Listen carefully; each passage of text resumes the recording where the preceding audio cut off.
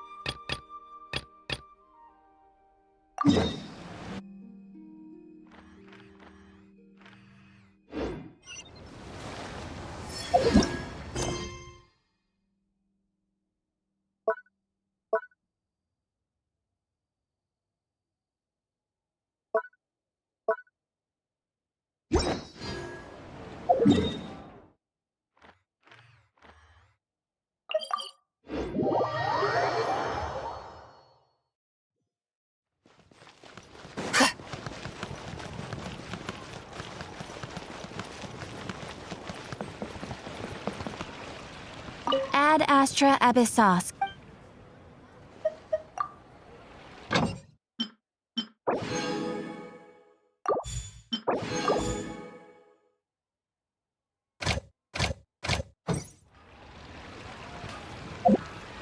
Ad Astra Abyssos.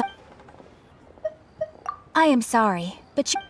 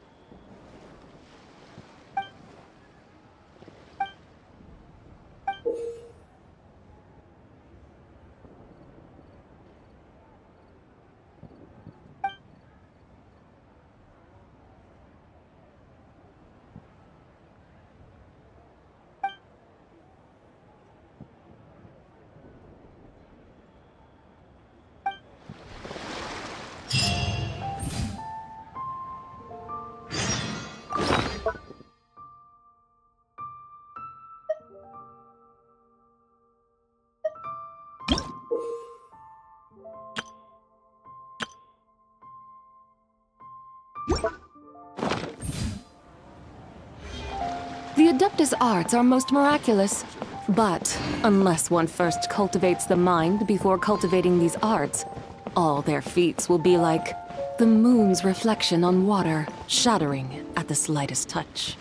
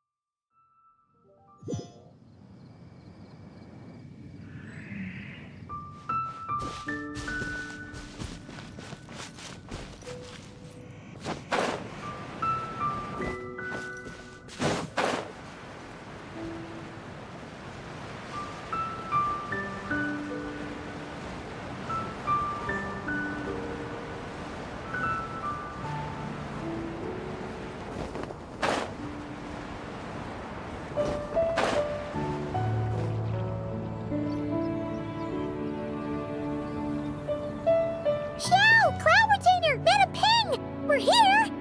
Any news on Zhongli? Wait, are we missing 2 Adepti? Well, Shenyun banned Mountain Shaper from Mount Outsong for 3 days. Oh, then what about Mooncarver? The scheme to plant mint in one's abode was one those 2 fools devised together? And when it comes to punishment, one does not discriminate. His banishment ends in 3 days as well. Wow, that's pretty harsh, Cloud Retainer. Let's get down to business. We have news of Rex Lapis. Huh? Isn't that... Yes, Rex Lapis's Geopillar. It descended from on high this morning. He must have sent it for a reason, but it does not respond to our touch. So, what does it mean? Is he in trouble? Not necessarily. It could be a message only a specific person is meant to receive. Traveler, you alone spoke to Rex Lapis before he left.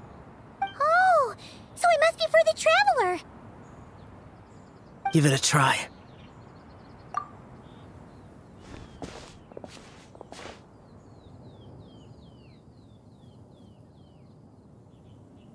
Come to the spring on Mount Qingse. I have left an entrance for you.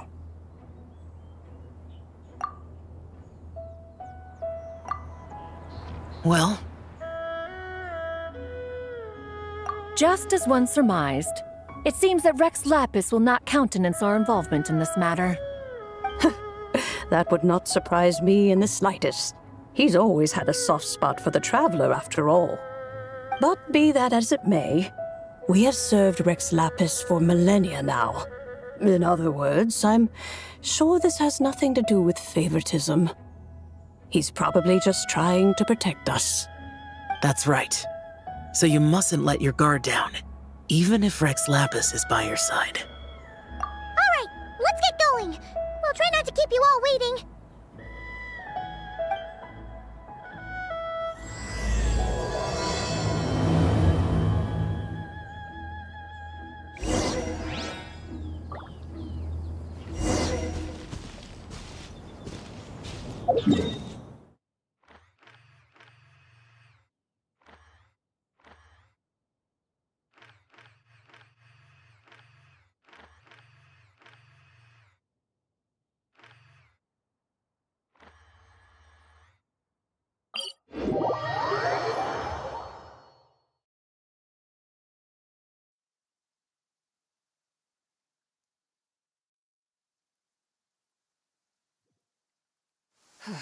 The moon is barely visible.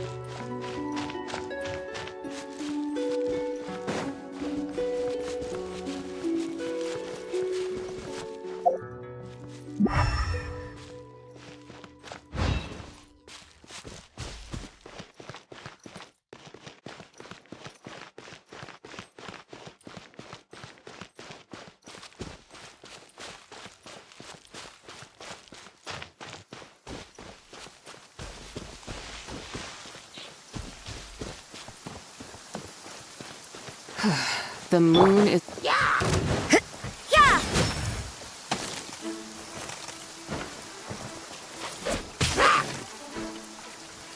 You can't run!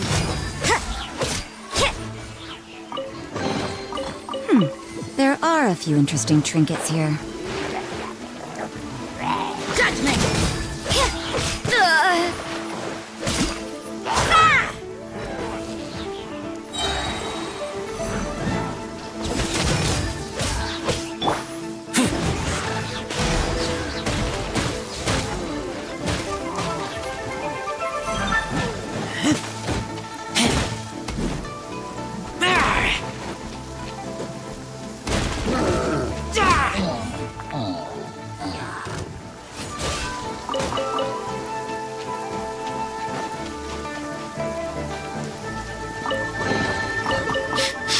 Smell of treasure.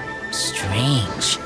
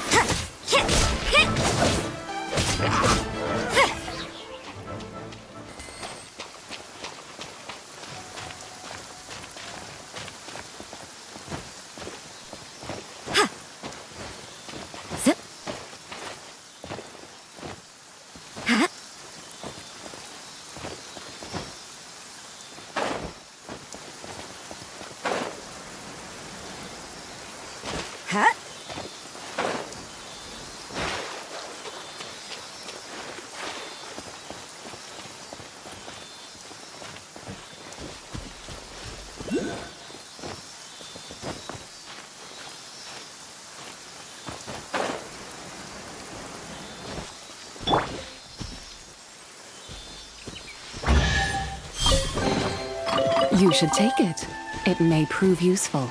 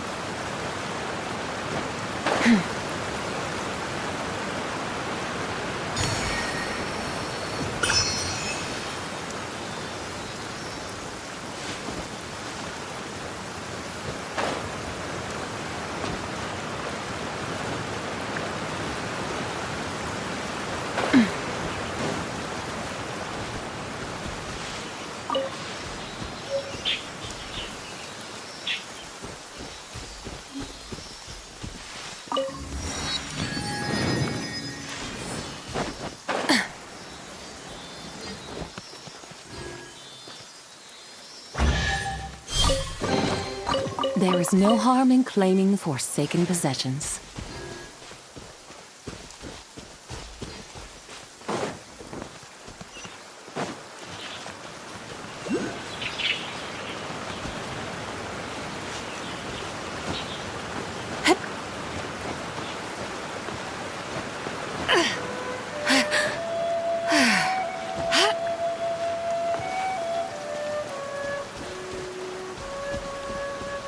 Keep your eyes peeled. They should be around here somewhere. Judgment!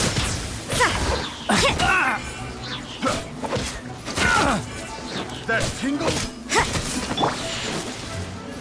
I'll protect us. That tingle?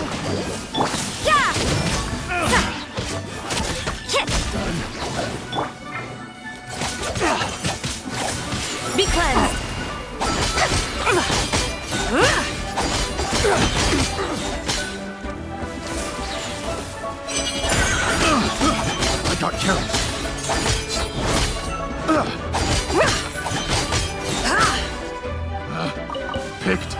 The wrong test subject.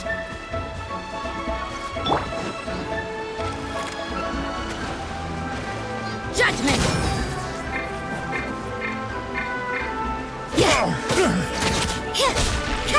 You can't run! Keep back! The hunter becomes the hunted.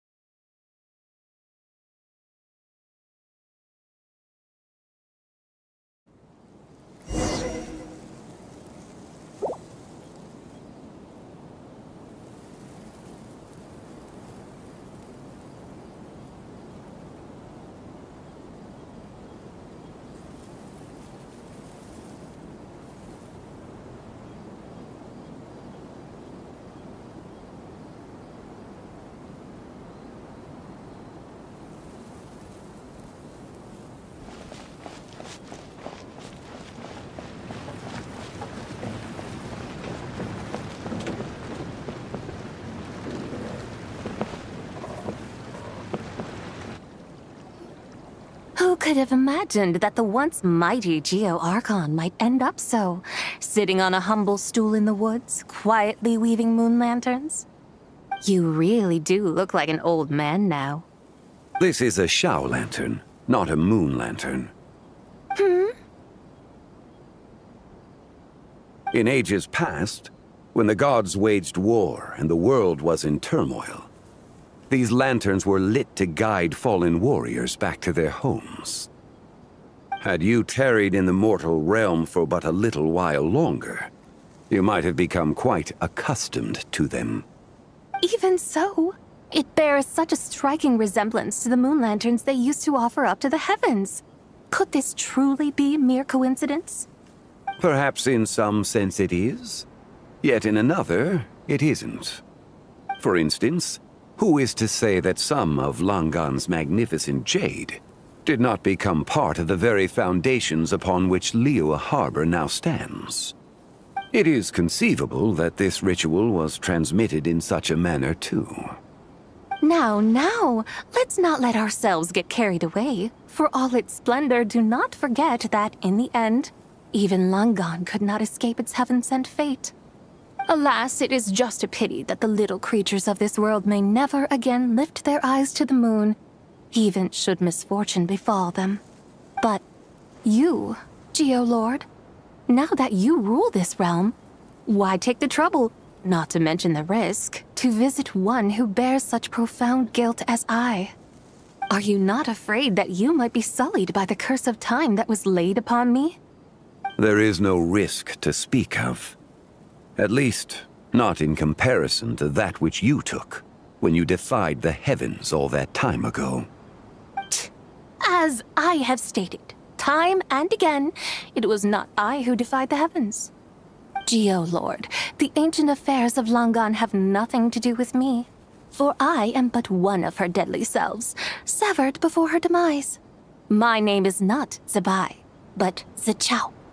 Surely you did not take us for one and the same, solely on the basis that we may all assume the form of white horses? Sorry to break it to you, but you seem to have found yourself the wrong white horse. Anyway, do tell me, what urgent matter brings you here? Very well then. I have come to ask for Zibai's shade. Oh?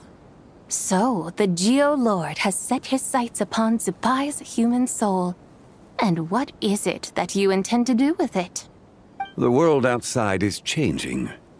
With the new moon's birth, the confines of the shadow moon are gradually disintegrating. In other words, the heavenly soul is set to return. Consequently, strange phenomena have manifested within Langan's former domain, leading to the earthly soul's reappearance as well. The last of the trio, the human soul, is in your possession. Most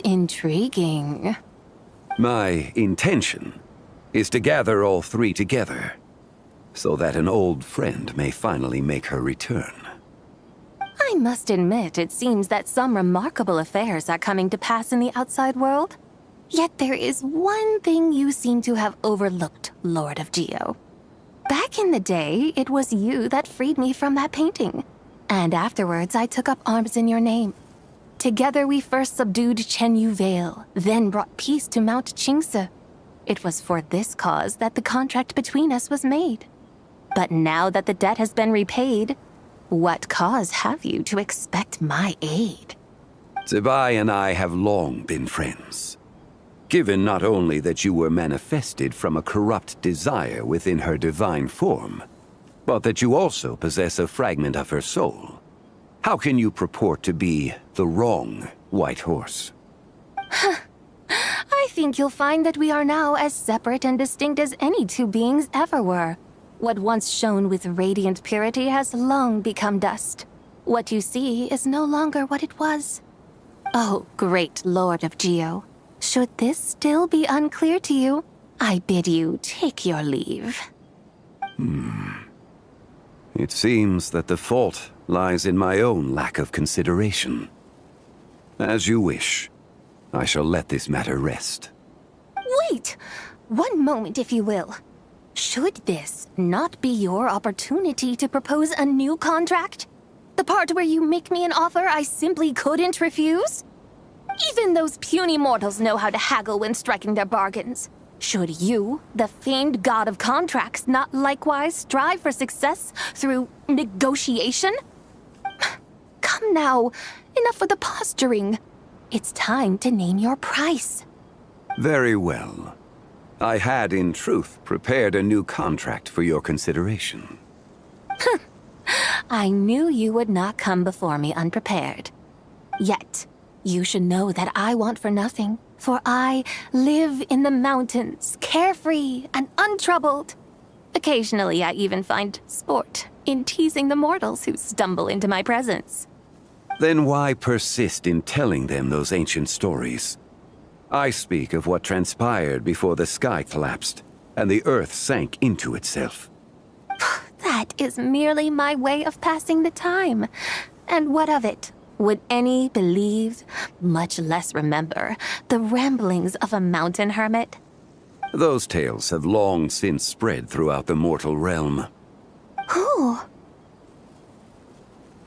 Should my words prove insufficient, I invite you to see the world for yourself. To this end, I have found you a pair of trusty guides. The Lantern Rite is presently underway in Liyue, and should prove quite intriguing for you. So this, then, is the contract you have prepared for me? Indeed it is. Think of it as a contract for a one-day festive excursion. Surely you do not hope to offer this in exchange for Tsubai's shade.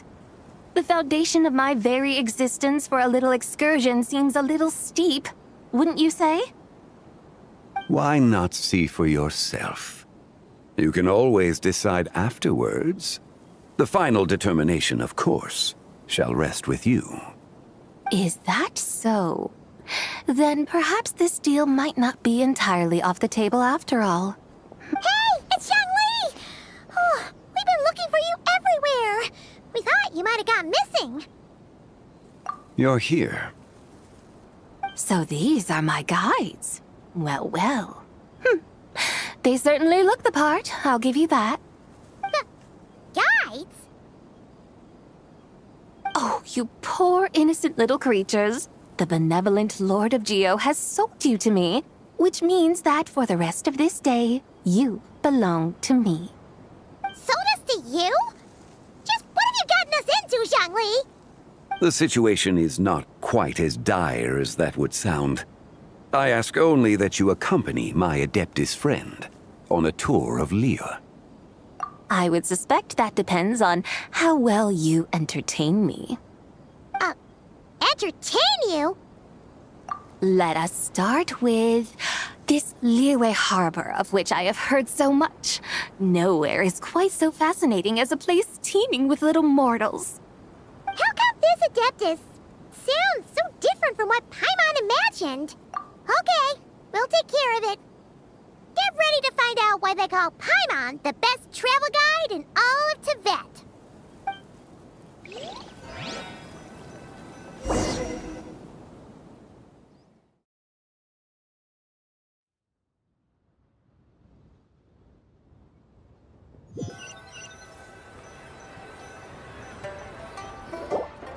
Look! We've arrived at Liyue Harbor. Not only is it Tibet's busiest port, it's also the beating heart of Liyue. So, dear Madam Adeptus, where would you like to go first? With humble fare and wine to sip, in comfort clothed and soul at ease, one eats, and all the heart's ills cease. So we're heading straight for the good stuff? Well, you're in luck, because Paimon's an expert when it comes to food. There are two main cooking styles in Liyue. Li cuisine, which is all about mountain delicacies, and Yue cuisine, which is centered on seafood. The most famous restaurants are Liuli Pavilion and Shinyue Kiosk. Oh, now Paimon's starting to drool. Guess our only option is to go try them both. 2 meals back to back. Both sound like excellent options to me. Are these the kind of establishments that most people might visit on a regular basis? Not exactly. Both Li cuisine and Yue cuisine are known for their pricey ingredients. Definitely not what you'd call the budget options. But don't you worry about that. Just think of it as Zhang Li's little treat. Come on! Aren't you supposed to be pals with Hu Tao? I'm unsure we can afford to spend a little more of her mora at least. Hey! All Paimon wants is to provide our Adeptus with the best possible experience here. Don't you want that too? Both certainly sound like worthy choices. Just now, though, I happened to see a porter pass this way. Where might individuals like him go to eat? A hungry porter, huh? Oh! Paimon knows just the place! Yep. Nothing fancy-schmancy there. Just tasty dishes made with simple ingredients in a variety of different styles. Most importantly, it's great value for money, too. No wonder everyone loves it, huh? Oh, and the owner happens to be a good friend of ours, too. One mean restaurant. Yes, even the name itself feels lively and down to earth. All right, let's make it our first stop. Yippee! That's a great choice, too. Alrighty, let's head over there right away. Paimon can't wait to dig in. Wamin Restaurant, here we come.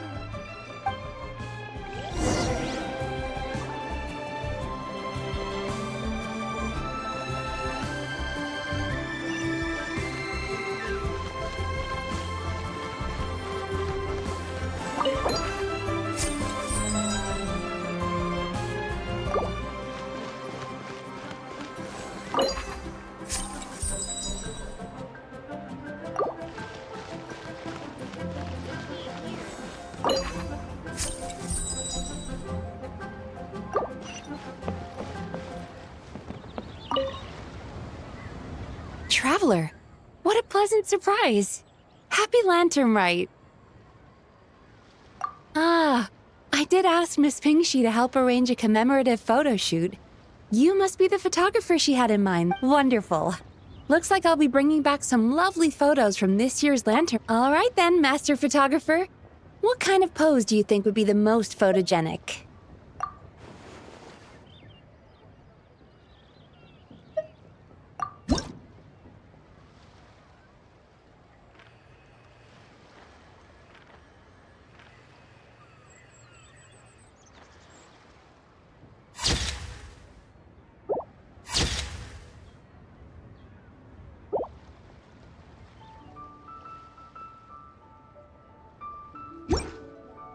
Oh, what a lovely picture. Thank you.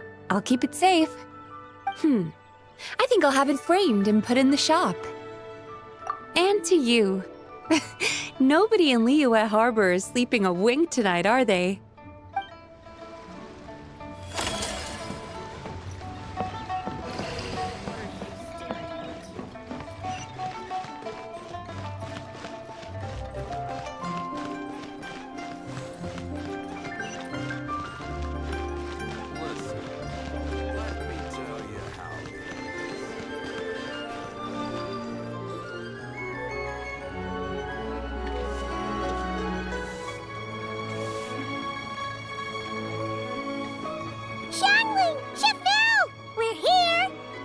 Oh, hello there. What a surprise to see you two. Welcome, welcome. Hey there, Traveler and Paimon. We're a little busy today, so grab a table while you still can. But I don't think I've met this lady before. Is she a new friend? You could say that. Oh, I see. Well, hey there. A friend of the Traveler's a friend of mine, too. Don't worry, we'll take good care of you. Just order whatever you want, it's on the house. By the way, I'm Zhongling. I cook here at Wanmin Restaurant. What's your name? Miss Xiangling, have you ever heard of the White Horse Adeptus? Of course. What about her? I am her, and she is me. Huh? You mean you're an Adeptus? Oh, you young'uns crack me up. Come on, Xiangling. You've got to keep up with the times. Haven't you heard of cosplay? It's like a role-playing game where you dress up as famous characters and pretend to be them. Seriously, it's all the rage, and it looks like this young lady is quite the expert. Your friends sure keep their fingers on the pulse, huh, Traveler? Wow, Dad. Didn't know you were so tuned in. But how come I haven't heard about it? You gotta listen to our customers. Didn't I tell you to spend less time chasing after wild vegetables and more time making friends? You're even more out of touch than I am. Hey, I like making friends too. Isn't that what I'm doing right now? Anyway, even if it is just a costume, is it alright if I still call you White Horse Adeptus? Of course it's all right, because that's exactly who I am. Okay. I can see you're really committed to the role. How about I call you the real White Horse Adeptus instead? In that case, you can call Paimon the real Traveler. You're right. You could have at least switched outfits. Puny mortals. Nevertheless, I suppose it might be amusing to indulge in your little charade for a while at least. All right, go grab yourselves a table. I'll come take your order in a bit.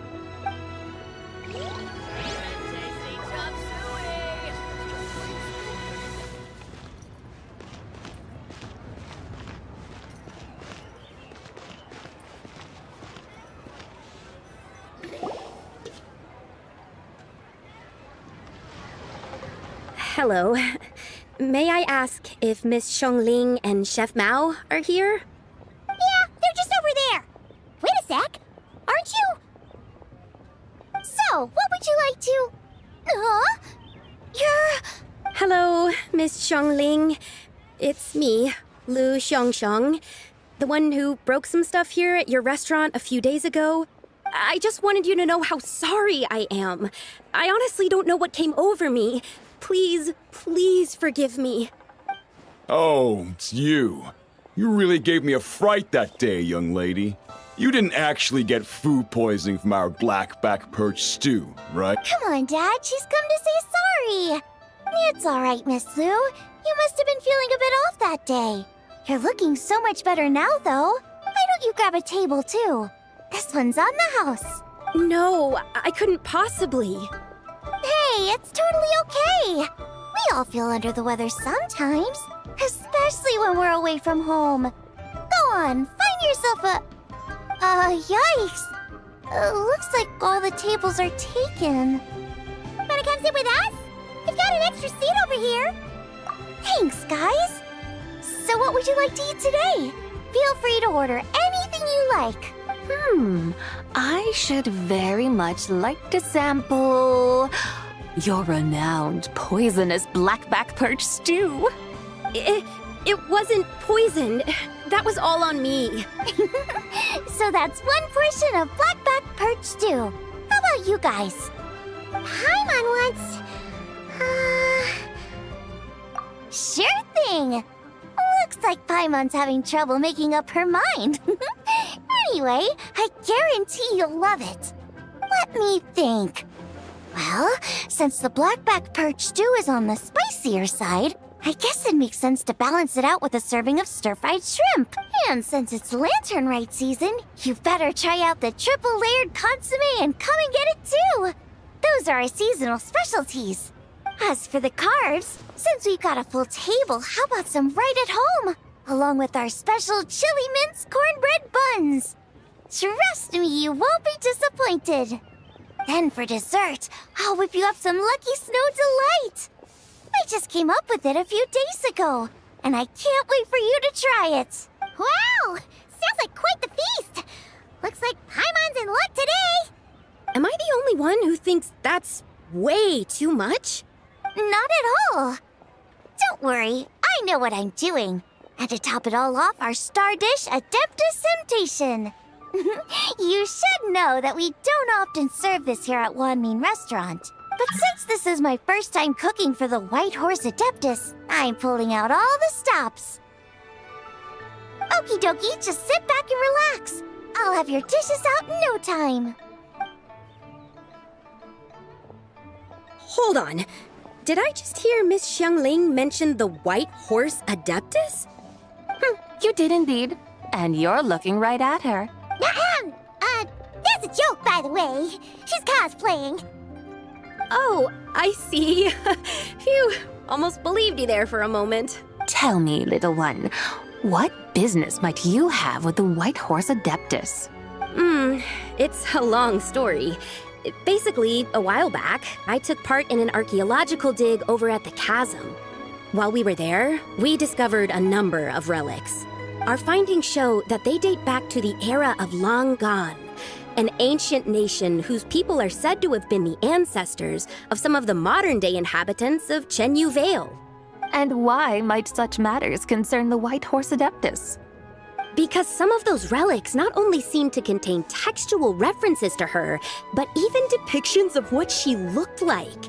There have long been legends claiming that the White Horse Adeptus was a deity of that era, but there are plenty of other theories out there too. If I could just locate some more detailed records, I'm sure we'd be able to find out so much more. So you're into history? Well, to tell you the truth, I actually joined the archaeological team by sheer accident. But once I'd started down this path, I knew that I wanted to make something of myself. Recently, though, things seem to have taken a turn for the worse. Still can't believe I caused such a mess and even ended up hurting someone. Oh, so you're considering becoming a martial artist now instead? No, I mean, they weren't seriously hurt. It was just a few scratches, and they let it go after my mother compensated them. Either way, my career's pretty much over. And even though both the victim and the Ministry of Civil Affairs say they won't be pursuing the matter any further, my father says he's going to punish me according to our family rules. Family rules? Yeah, he's decided to ground me. I'll have to return to Chaoying Village after Lantern Rite, and goodness knows when I'll be allowed to leave again. Wow, that's harsh. Sounds like the kind of thing only rich, super traditional parents would do. We're not exactly rich, though. All we own are a few tea fields in Chaoying Village and a guest house in Liyue Harbor. A guest house? It isn't Baiju Guest House by any chance? Yep, he's my grandfather. So you've heard of the guest house before? Small world, huh? Come to think of it, didn't Boss Lu mention something about hoping that the White Horse Adeptus would show up and let her divine power be known? Sure, but Paimon's guessing this wasn't exactly what he had in mind. Little one, it sounds to me that your family is rather well off after all. What then drew you to archaeology? Why subject yourself to such unnecessary hardships? Even if I stayed at home, there's no guarantee I'd lead a nice, easy life. Just look at my father. Recently, my grandfather put him in charge of the guest house, and he came up with a bunch of ideas right away, starting with changing its name. That didn't turn out well, though. My grandfather yelled at him for days, even calling him a bad son, and they still haven't let it go. Oh! Paimon thinks we might have heard about that too. Long story short, Being dependent on others is never fun. You just end up being completely under their thumb. That's why I want to make it on my own out here, no matter how hard it is. After all, as the saying goes, to rise above others, one must endure the hardest of hardships. What's so funny about... You poor, innocent little creatures never fail to amuse me.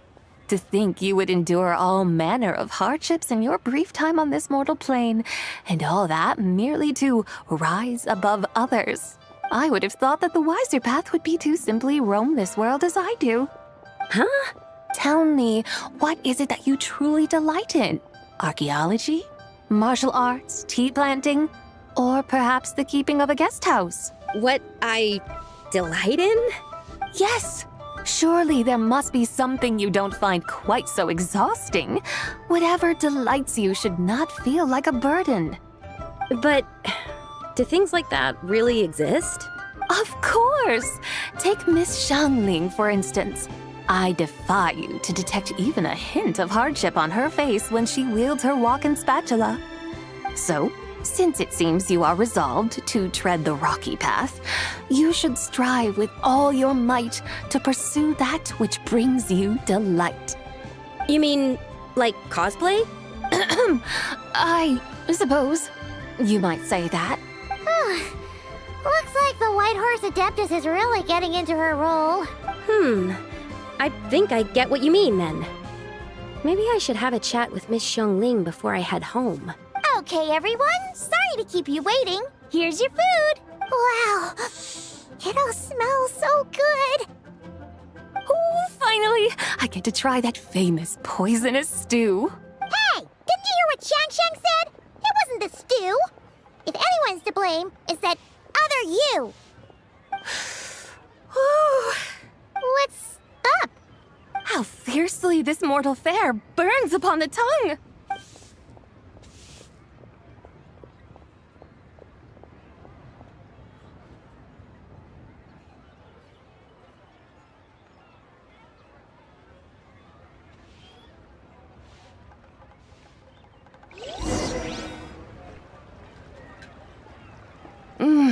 Most satisfying as poisonous stews go. So, where to now? Time, I think, to seek out some diversion? Oh, there's plenty of entertainment options in Liyue. Paimon will tell you that. The locals like to drink tea, walk their pets, play chess, watch operas, attend storytelling performances. Storytelling performances? You know, like listening to people telling stories. They're usually based on old Liyue legends, just like their operas. Stuff like the Divine Damsel of Devastation, Through the Eyes of a Dragon, or the Sanctification of Tao Do. What about the story of the bright moon that sits in the sky above us? Paimon doesn't think she's heard that one. Still, the moon does come up quite a lot. It's even in the name itself. The Yue in Liyue actually means moon. Since we're on the subject, you like telling stories yourself, right? Why don't we go check it out? In that case, I'll have to trouble the two of you to lead the way. Awesome! Let's go! Third round knockout, here we come!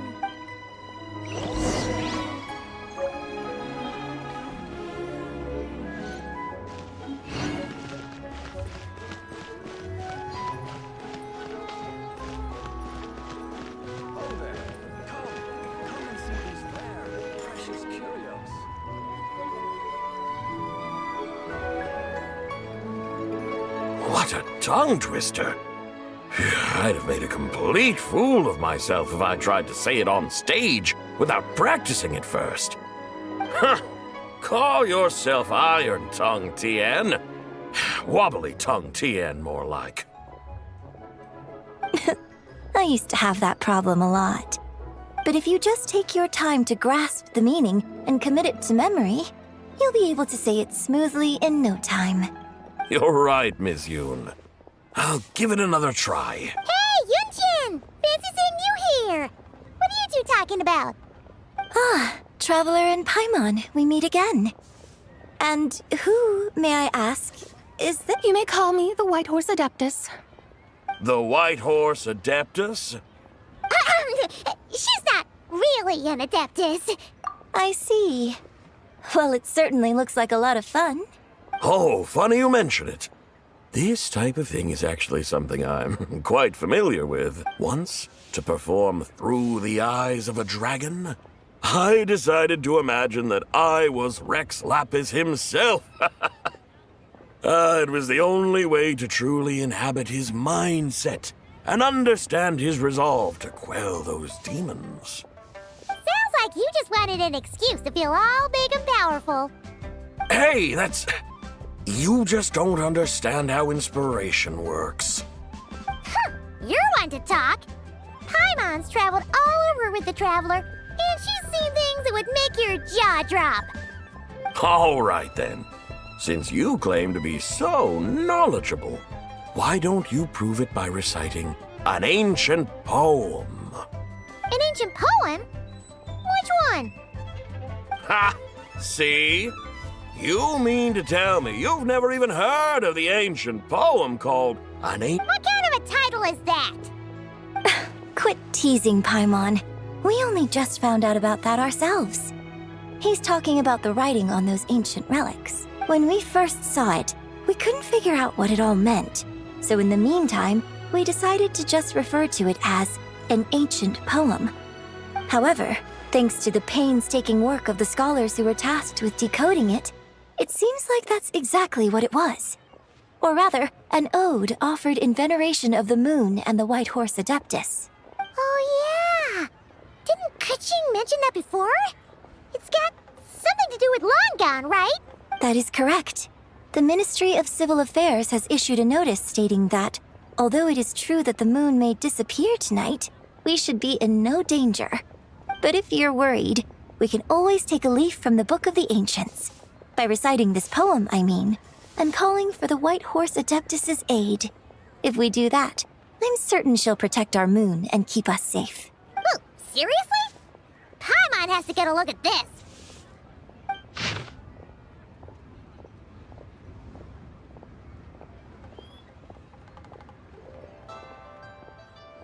Under moon eternal, in radiant night, a maiden grants silk, soft and light? What in Tibet's that supposed to mean? Under moon iridescent, in night divine, blah blah blah, something cloth so fine. Something about fields being plowed, something else about seeds being sown from the earth. Seriously? What is this? The fields are plowed, the seeds are sown, and from the earth, life is grown. Whoa! You did that without even looking! Bravo! Bravo! We have an expert in our midst. Looks like this young lady really does know her role inside out. If I didn't know any better, I'd have taken her for the real deal. That's because I am the real deal. That's the spirit. This is exactly the kind of mindset I was talking about.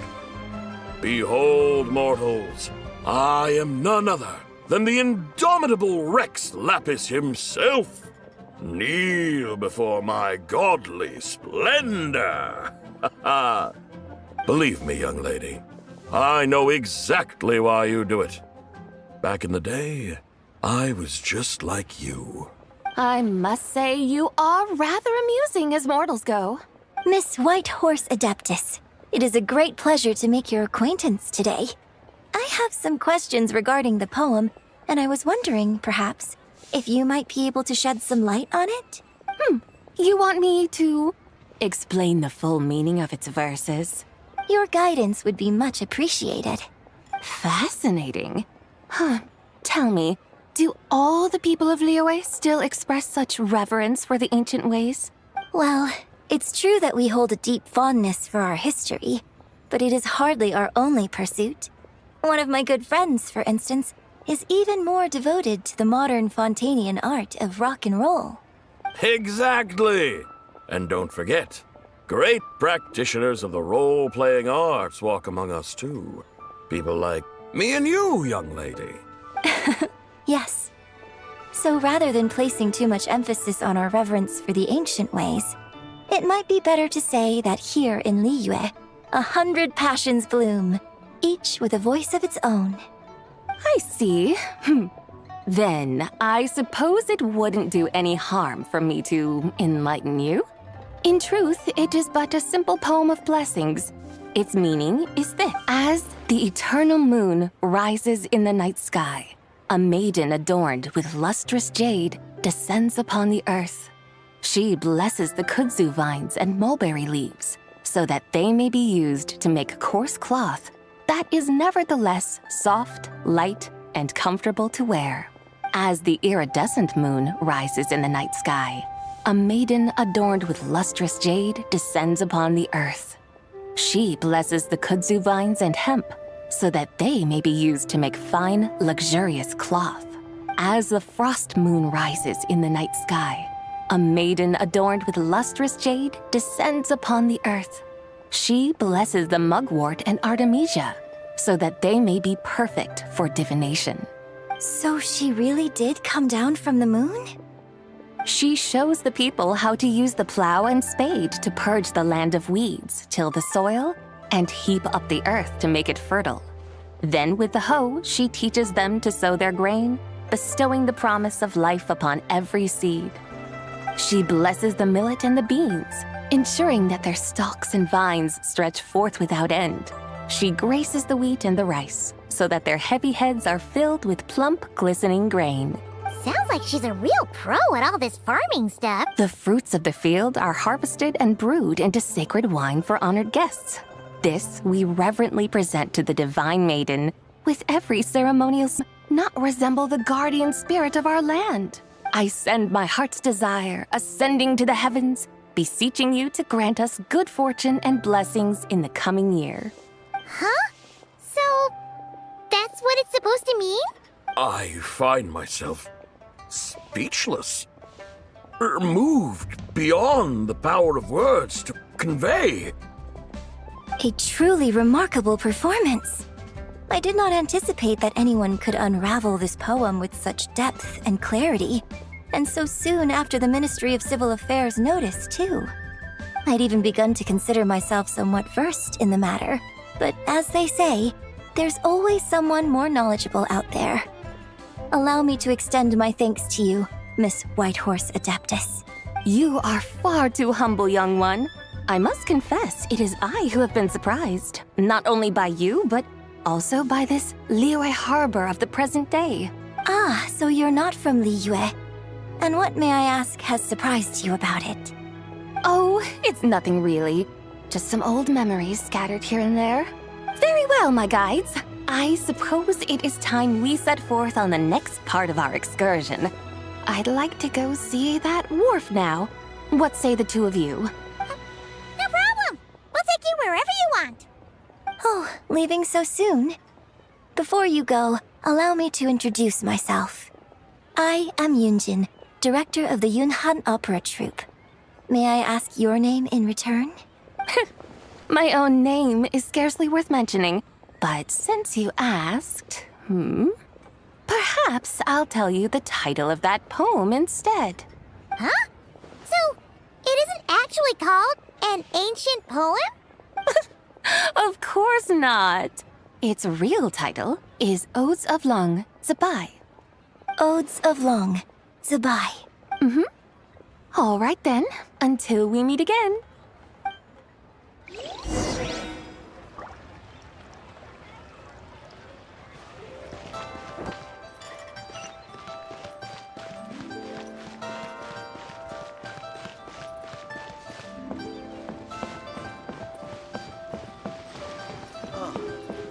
What should I try this time?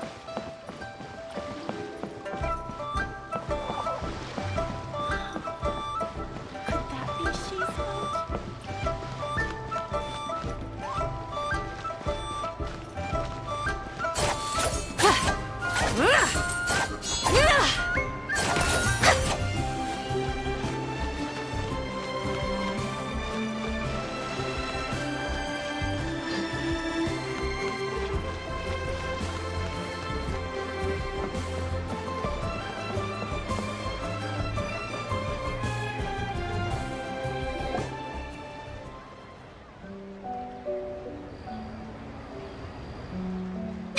you! I almost forgot to mention.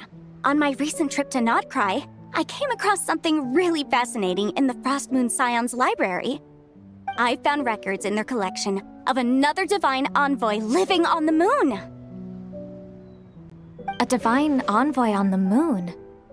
You don't think it could have been referring to the White Horse Adeptus too, do you? No way to say for sure.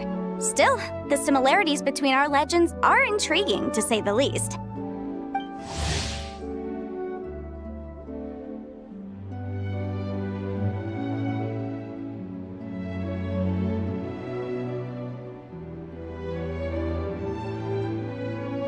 Isn't it amazing? Especially when you consider how far apart we are. It truly is. We might live in different lands, but when we look up at the night sky, we all see the same moon and stars. Right? It's like we're all bound together, no matter where we are. When you think of it like that, it's almost as if our friends from other nations will be right here celebrating with us. Isn't that a wonderful thought? No wonder you were so excited to go see the giant lantern when you first got back. Sounds like you're a real fan of the White Horse Adeptus, huh? I guess you could say that. Just a pity she's so elusive. Even Granny's never met her, you know? Hey, Yanfei and Ganyu! Trust, Paimon. The White Horse Adeptus is as real can be. Huh? Oh, look! It's the Traveler and Paimon! Feels like I haven't seen you two in, like, forever. Happy Lantern Rite. Hey, you two. Happy Lantern Rite. Did I hear you right just now, Paimon? Does that mean you've actually seen the White Horse Adeptus? She has indeed. And now, so have you. Huh? And you are? Why, who else? The White Horse Adeptus, of course. Could you maybe start with something else next time? You're the White Horse Adeptus? That's right. Allow Paimon to introduce you to our new friend, Zichao. She's been low-key obsessed with cosplaying the White Horse Adeptus ever since we met her. I see. Well then, greetings, Miss Zichao. My name is Yanfei. And recently, I've been low-key obsessed with learning everything I can about the White Horse Adeptus. I'm sure the two of you will get along like a house on fire. Oh, and by the way, I'm Ganyu. So, Miss Zichao, you must be here to see the giant lantern too, right? A horse-shaped Zhao lantern? Is that what I think it is? That's right. A lantern made to honor the White Horse Adeptus herself. Isn't it gorgeous? Huh? What are you laughing at? Both the lantern and myself. What do you mean? Oh, this lantern truly is an artistic masterpiece. But tell me this, have any of you ever seen a horse before? Come to think of it, Paimon can't remember ever actually seeing one herself. What about you, Traveler? Oh, this horse appears to be mid-trot, but it has adopted what is called a lateral gait, where the legs on one side of the body move together in unison. A rather rare sight indeed. Just now, I suddenly pictured myself, I mean, the White Horse Adeptus running the same way. The image was so absurd, I could barely contain my mirth. Oh, really? I never knew that. You learn something every day, huh? Oh, come on! It's basically a giant piece of fan art! Who cares if it's different than the original? I was merely laughing at my own ignorance. I came here thinking that the White Horse Adeptus's tale had been long forgotten. Yet here I am, gazing upon a lantern made in her honor. Well, you couldn't have been more mistaken. There are so many tales about the White Horse Adeptus, I'm starting to lose count. Just off the top of my head... Just so you know, Yanfei, we've heard it all like a million times before. Aha! But there's one thing I can guarantee that you haven't. Huh? You mean like A new chapter of her stories come to light? Mm-hmm. And I heard it from Ganyu just yesterday. Hey, why don't you share it with the others? Sure, no problem. Where to begin? Do you guys still remember what Liyue's Moon Chase Festival is about? Of course! It's a festival held in honor of the Stove God. That's right. But it took a really long time for the Stove God Festival to become what it is today. In its earliest form, it was actually an adeptal ritual known as the Moon Chase Rite. Paimon remembers Madam Ping mentioning that before, but she never explained exactly what it was. According to Cloud Retainer, the Moon Chase Rite was originally a ritual meant for communicating with the moon. Communicating with the moon? But for what purpose? At first, Cloud Retainer wasn't entirely sure either, as it was always Rex Lapis who performed the ritual. Whoa! Rex Lapis did it himself? Must have been a really important ritual. That's right. Unfortunately, despite numerous attempts, they never actually received any response from the moon, which is why they eventually stopped performing it. But then, just yesterday, Kaching took a picture of the moon being obscured by a dark hole to Cloud Retainer and asked if it had anything to do with the Moon Chase Rite. The moment Cloud Retainer saw it, it suddenly dawned on her that the rite might have been an attempt to reach the White Horse Adeptus all along. Does that mean Zhang Li's been trying to bring back the White Horse Adeptus all this time? So how about that? Bet you never thought there might even be a link between the White Horse Adeptus and the Moon Chase Festival. If Kaching hadn't taken that picture to Cloud Retainer, we would never have known any of this. This is probably what Kaching was referring to that day when she mentioned there were some ideas she wanted to follow up on. So, Geo Archon. All this time, you've been striving to awaken her. Huh? What do you mean, awaken? Nothing. What I truly meant to say was, this new insight you've provided has been truly eye-opening. Oh, by the way, my trusty guides, I've been meaning to ask, where in Liyue Harbor might one enjoy an expansive scenic view? Huh? We're off to the next stop already? But Paimon's barely done digesting that lore bomb just now. All the more reason to find the right spot to let it sink in. Oh, so that's what you're up to. A tour of Liyue Harbor? In that case, if you're looking for a spot with a panoramic view, I'd recommend Yujing Terrace. That's a great idea. Since the terrace is on higher ground, the sea view from up there's so much better. Great! Well, the lantern ride's about to start, so we should get back to Granny's now. Hope to see you all at the festival tonight. Oh, you're off too? All right then. See you both soon. See you soon.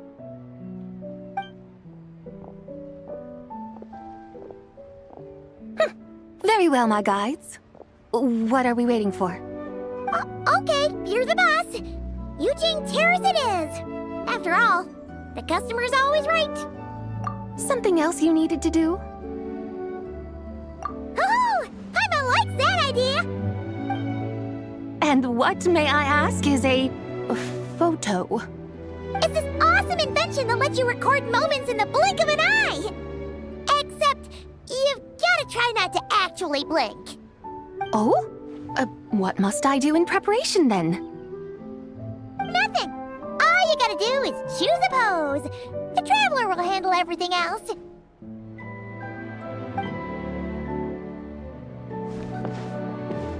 Come on, let's give it a try. Look, we got a great picture. Paimon's gonna call it The White Horse Adeptus Meets the White Horse Adeptus in Liyue Harbor. Huh. They've even discovered a way to preserve moments in time.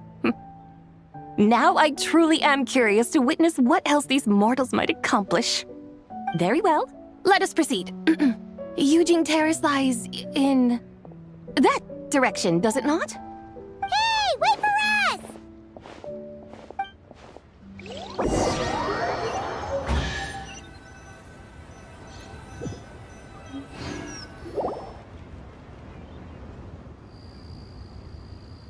Truly a marvelous view if ever there was one.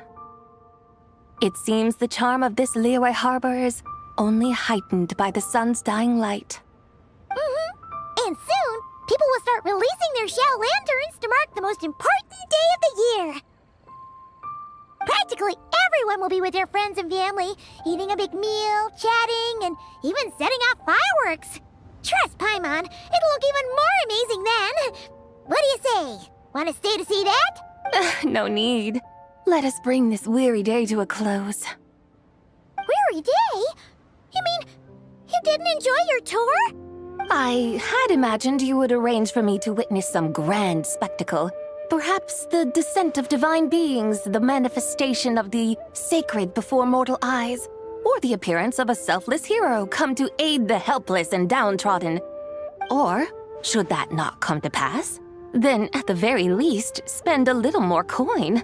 For that, it seems, is how one finds true enjoyment. Alas, but there was none of these. Instead, we merely filled our bellies, listened to tales, and gazed upon a crude imitation of my likeness. And now the sun begins its descent. What a day of quiet tedium. Well, we're so sorry. If we'd known that was what you wanted, we'd have done it all differently. It's all that Zhang Li's fault for not making the customer's requirements clear. Well, it's too late now. Do you still believe I would part with that soul fragment, now so intertwined with my very being? But... I knew you were the more astute of the pair. Huh? You were just trying to scare Paimon? It seems the realm of the Geo Archon has a way of making one more stony-faced. So, you were just pulling Paimon's leg? Of course. I was merely engaging in a little banter with the two of you. Long ago, I shared tales with various mortals who chanced upon my mountain abode. Never did I imagine that those stories would endure. It seems I greatly underestimated them. Perhaps, as your Geolord said, a few pieces of ancient Langan's magnificent jade have truly become part of the very foundation of this land. So, you've decided to help us? Again, that goes without saying. I made up my mind some time ago now. When I beheld a rather intriguing scene as I set foot in this city. I saw porters passing through the alleys, setting down heavy wooden crates from their weary shoulders. Peddlers pushing carts as the kites and lanterns upon them rustled gently in the breeze. I saw cooks cooking, actors acting, scholars reading, soldiers marching, children playing, elders resting, officials officiating, and the common folk absorbed in this or that, reveling in the simple joys of life. Some, it seems, have already found that which stirs their hearts, while others continue to fret, troubled by uncertain futures. Yet, in this gentle and serene order, each holds fast to their anticipation, not only for the celebrations to come, but also for the first light of the morrow. Scenes I once yearned to behold now unfold before me, no longer in Langan, but in Liyue Harbor, thousands of years on. How wondrous is this mortal realm! Thank you, Whitehorse Adeptus! Thank you so much! Adeptus, Adepti, perhaps the singular art in which we are truly proficient is that of sequestering ourselves within the high mountains. But once we leave our mountain refuge, we find ourselves drawn back to mortal ways all the same. So, it is I who should offer my thanks to the two of you. Traveler, Paimon, you have made this day more delightful than any I've known in a long, long time. Come now, and take what it is you need. You mean, like, right now? But don't you think we should wait for Zhang Li? That won't be necessary. All things shall meet again in their time, for the waters know no rest, and the flowers their appointed season. one need not fear that life is but a journey of goodbyes.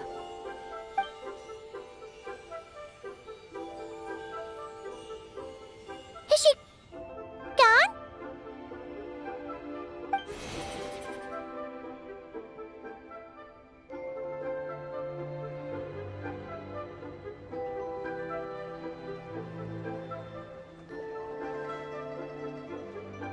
Yes, she's gone. A deadly self is formed from the body's impure vapors, so naturally it cannot survive long in this world. Had it not been sustained by the remnant of Zibai's soul, it would have faded away a long time past. Now that the remnant is gone, it has severed its ties to the mortal world.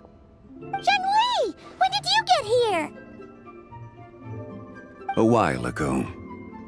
I would have thought you'd at least want to say goodbye. Though mountains endure, the ceaseless waters will, at last, wear away their sharp edges. Thus must I meet the marks wrought upon her by the ruler of time with great caution. It may be goodbye for now, but someday we will meet again. Really? And when might that be? Who can say for sure? Years and years from now, perhaps. Or maybe tonight, at the Lantern Rite. Are you saying that if the White Horse Adeptus were to be resurrected, she'd still have the memories of the three deadly selves? That she'd still remember us? We will find out soon enough.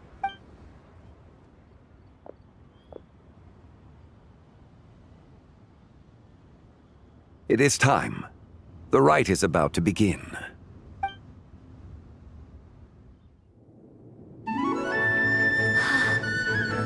The rite is about to begin. Is the moon really gonna disappear? Got your lanterns ready, everyone? All set. Might be about time to put eyes to the sky. Wouldn't you say, Tianchuan? Look!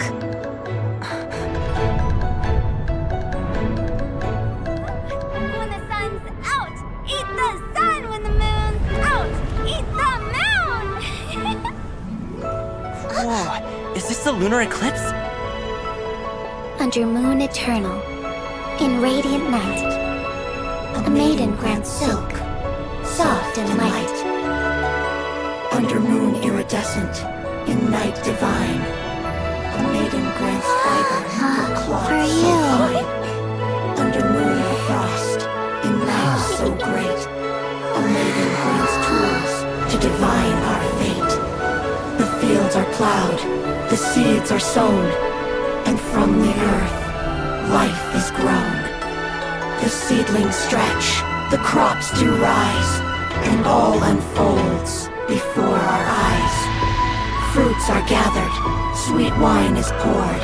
These gifts we offer to our Lord.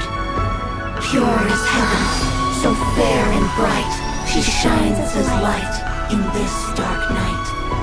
And with her does this, wish take flight.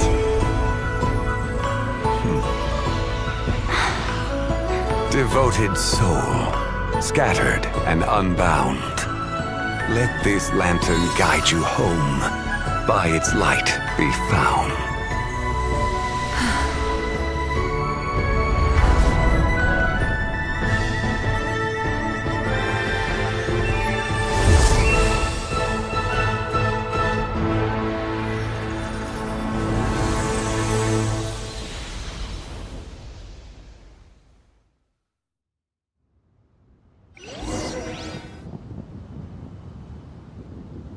Did we do it?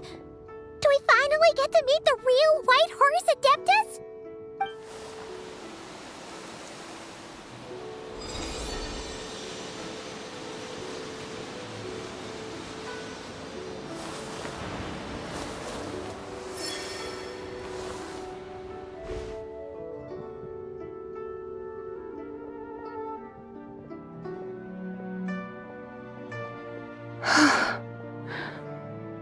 This place. Where am I? A familiar land. now known by the name of Liyue. Liyue? The peaks adorn the clouded moon.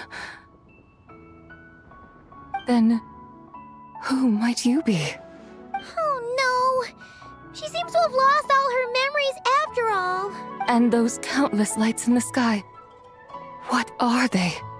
These lights, each like a dwelling in glad accord, usher in this day of joyous rebirth. And whose rebirth might that be? That of my old friend, Zibai. Zibai? Yeah, that's you! Don't you remember anything at all? That's... me? Oh, yes. The envoy of the Lunar Palace. My name is Zibai, indeed. Then you must be... the Lord of Geo, Heaven's Star.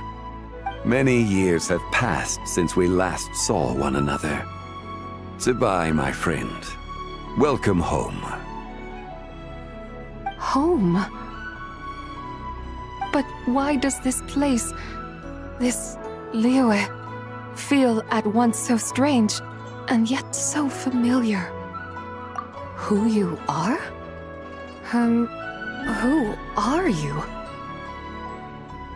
You are that treasure-hunting damsel, the one stricken by the poisonous fish stew. How goes your quest for treasure? You must have achieved both fame and fortune by now, I trust. Hey, you've got it all wrong! You're talking about Lu Xiangxiang! And how many times do we have to tell you? She wasn't poisoned! Sheesh!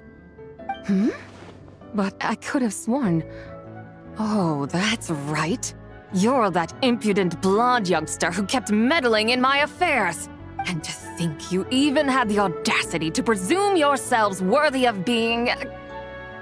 What was it again? Yes, of being my guides. How very wonderful to see you again, my most faithful and beloved guides. I trust all has been well in my absence? Well, she finally got it right. But that sudden mood swing felt even weirder. It's like her head's packed full of slimes. It is possible that her cells have not yet settled. After all, they've only just been brought back together. It may be some time before she fully recovers. Huh? You mean, kinda like she's still half asleep? That I cannot say for certain. Perhaps a few days. Perhaps a few years. A few years? Mortal years are but a poor measure when divine beings tread the realm of dreams. Well, if you say so. Anyway, at least she's whole again, right? That already seems like a pretty good outcome to Paimon. Yes, there is little cause for worry. We need only wait and let time take its course. Say, what are those little creatures over there up to? Celebrating Lantern Rite, of course. And those lights up in the sky? Those are all Xiao lanterns. This year, each and every one of them carries a little wish inside. Lantern Rite. Then, may I join in too? Of course! Why else do you think we've been running around like headless chickens these past few days? Tell you what, Traveler, why don't we take the White Horse Adeptus out to celebrate? Who knows? Maybe seeing some familiar faces might help her find her feet? Hey, Zhangli! You've got some time on your hands now, right? Why don't you come along with us? By no means a bad idea, Paimon. Oh, and Zibai, before Paimon forgets, when we meet the others later, remember to wish them a happy Lantern Rite. Happy... Lantern Rite? Happy Lantern Rite! Yes, happy Lantern Rite indeed. Well then, let's go!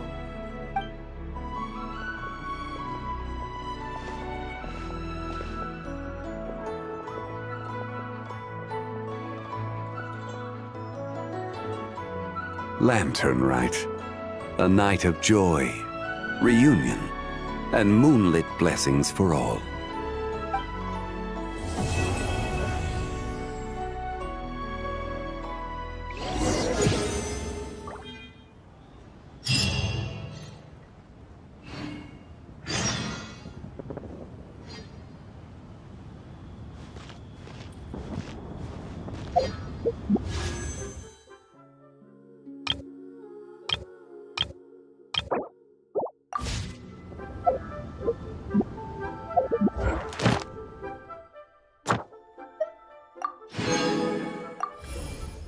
Whoa.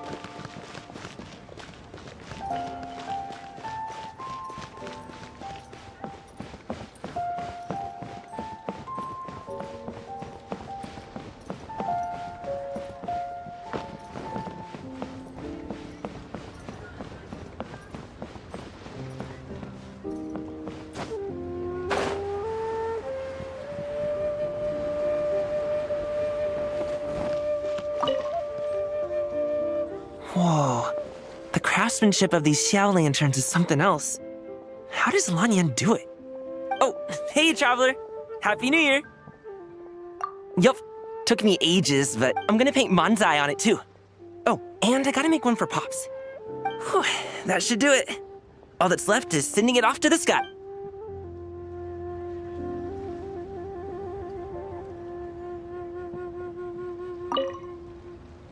Wow, it's really up there.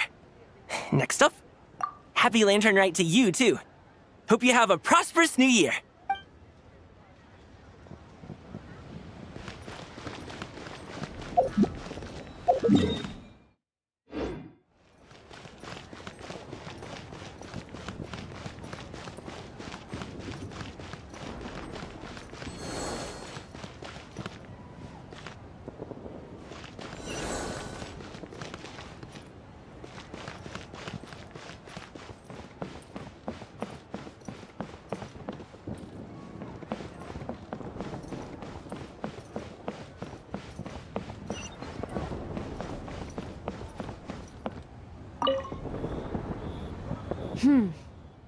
To encounter you here amidst Liyue's celebrations is unsurprising. Indeed, I submitted the request to Miss Pingxi. Very well. I trust you will take excellent photographs. In that case, please advise me on an appropriate pose while we prepare.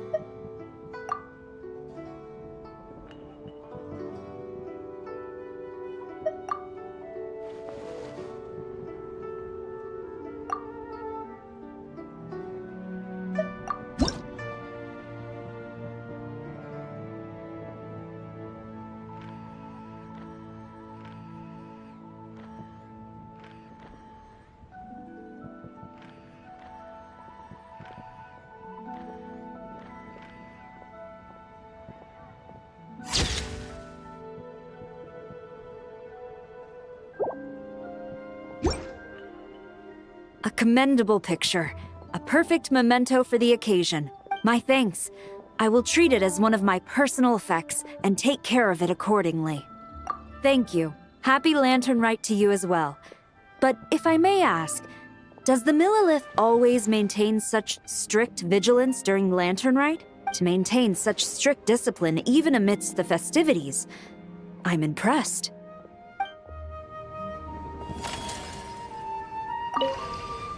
A commendable picture. My thanks. I will treat it as thank you. Happy to maintain such strict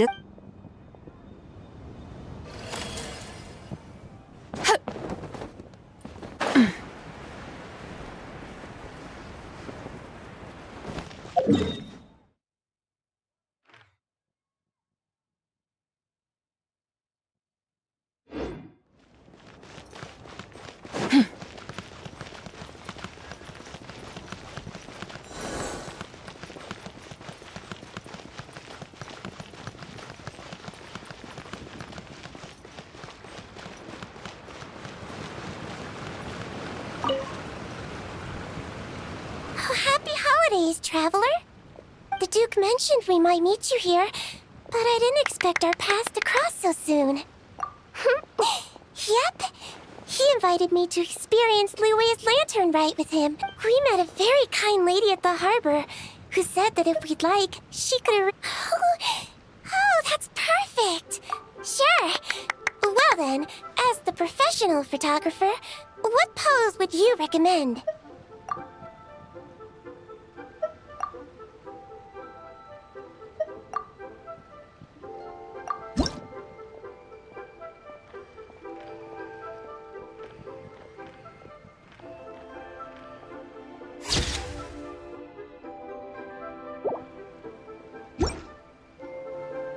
All done?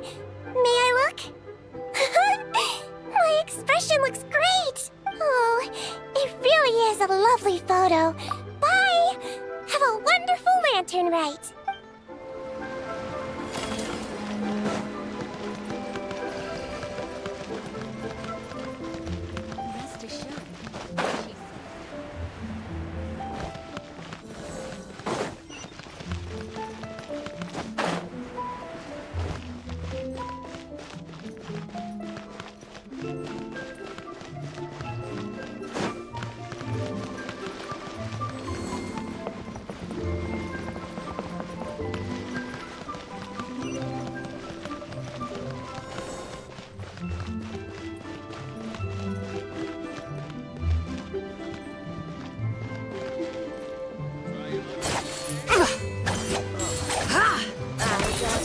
To make people smile. Another one finished. And the paint's all dry. Oh, happy holidays! Are you here for a Shao Lantern too? Yep. You know how Miss Pingxi made a customizable lantern frame? Well, lots of people bought them to tinker with. Oh, Gaoming got one too. I offered to help, but he was adamant about doing it himself. Some of my neighbors had an idea about what to make, but didn't know how to execute their vision, so they came to me for some hands-on help. And after weaving them for everyone else, I made one for myself, too. Now it's just time to release it. What wish should I write? I can't believe the well got polluted. Now I need to deliver the rest of the Shao Lanterns. Next is...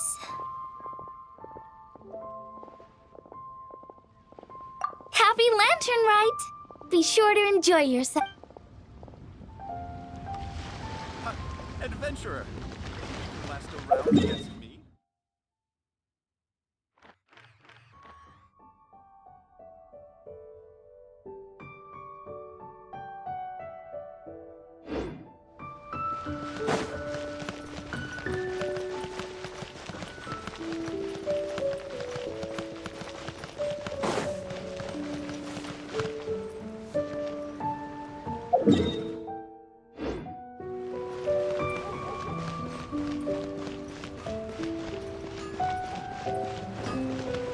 Anfang's Iron Hunters, here to serve.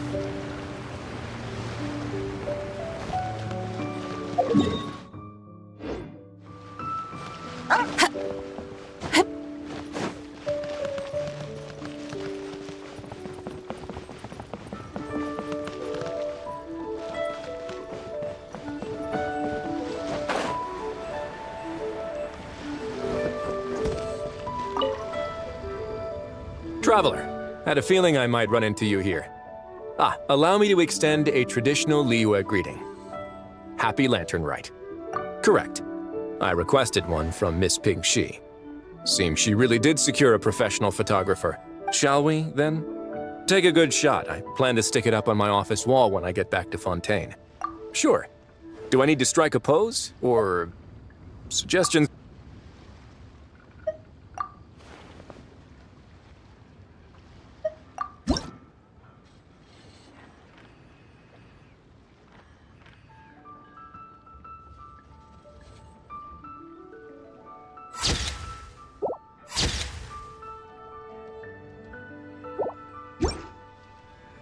Let's see. Not bad. Pretty standard shot. If you look at it from the neck up, it could even pass for a mugshot. I'll be keeping this. Really appreciate the help. Oh, and to you too. I'll still need to buy some gifts later. Other than tea.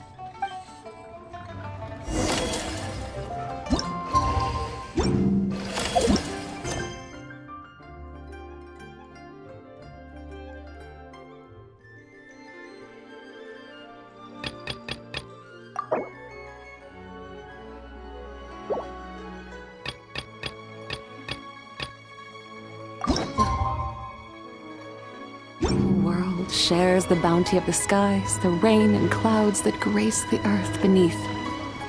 The moon was never meant to be a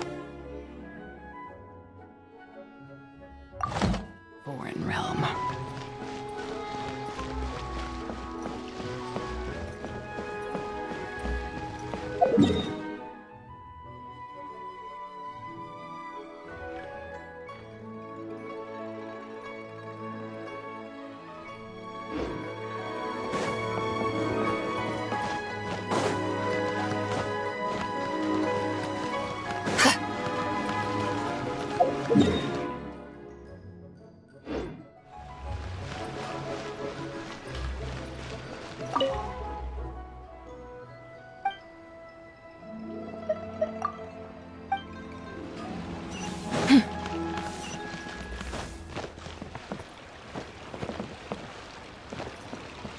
Ad Astra Abyss. Thank you for completing. Ad Astra Abyss.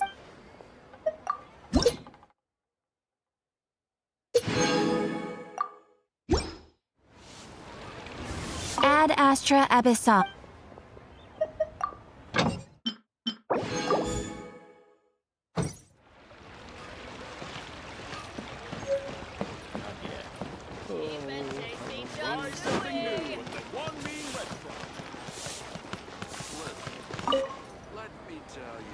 Liyue's got so much delicious food.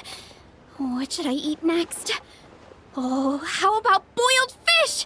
No, wait. I need to take a picture for everyone back at the tribe first. Traveler? Oh, wow. So you're the pro photographer that lady was talking about? That's fantastic. Sure. I want to strike a cool pose. Any advice?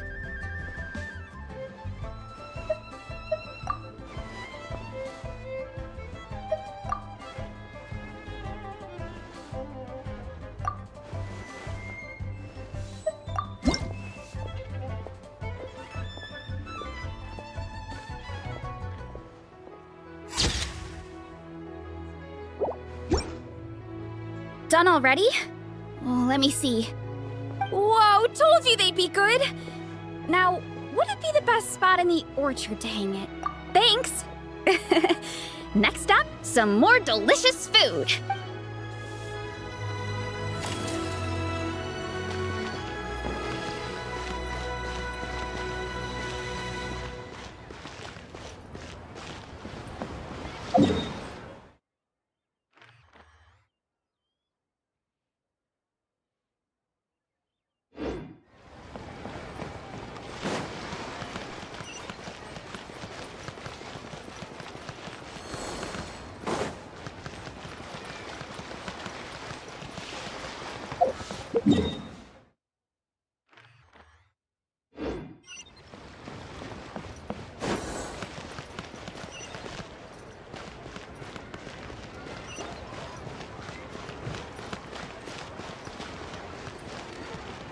The key here is consumer psychology.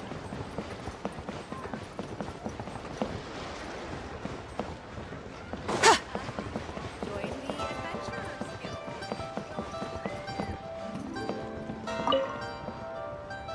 Traveler?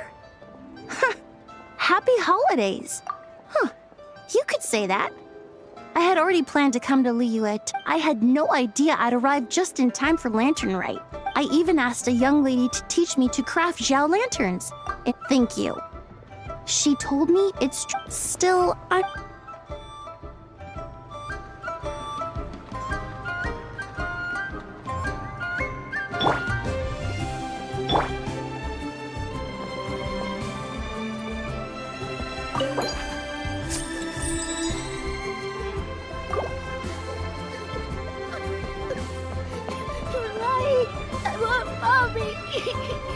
Brave girl. Come on. Don't cry now.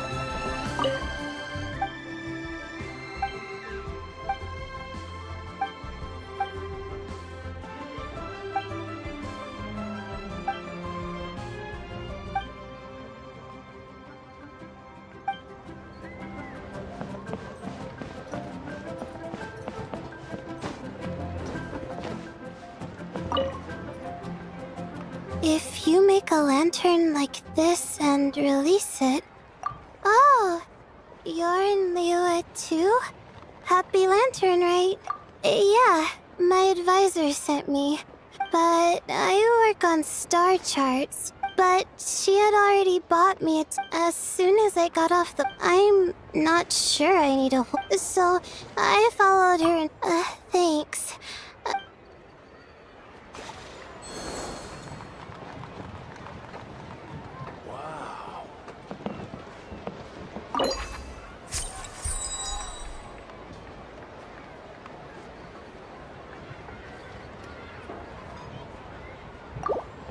Bang! And with that...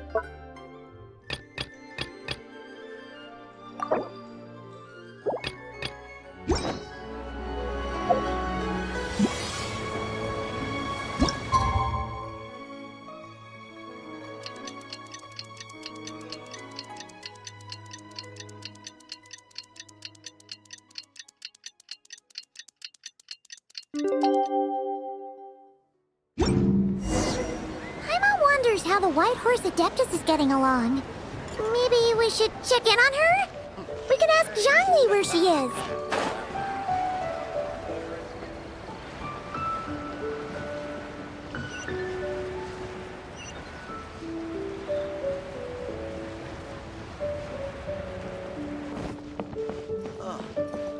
What should I try this time?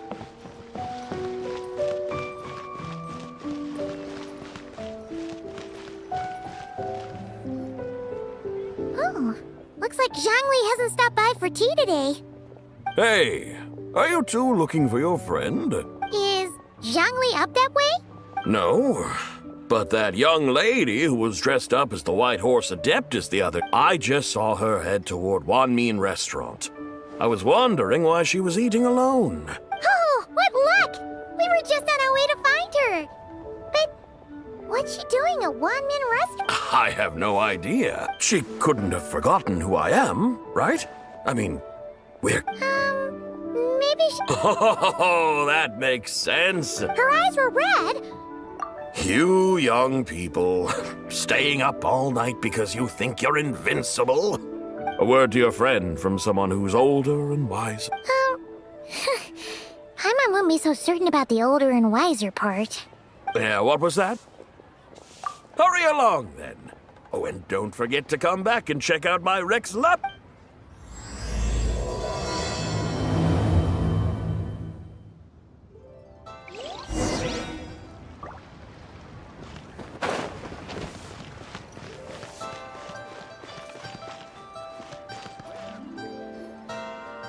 Where's the proprietor? Come out and see me at once!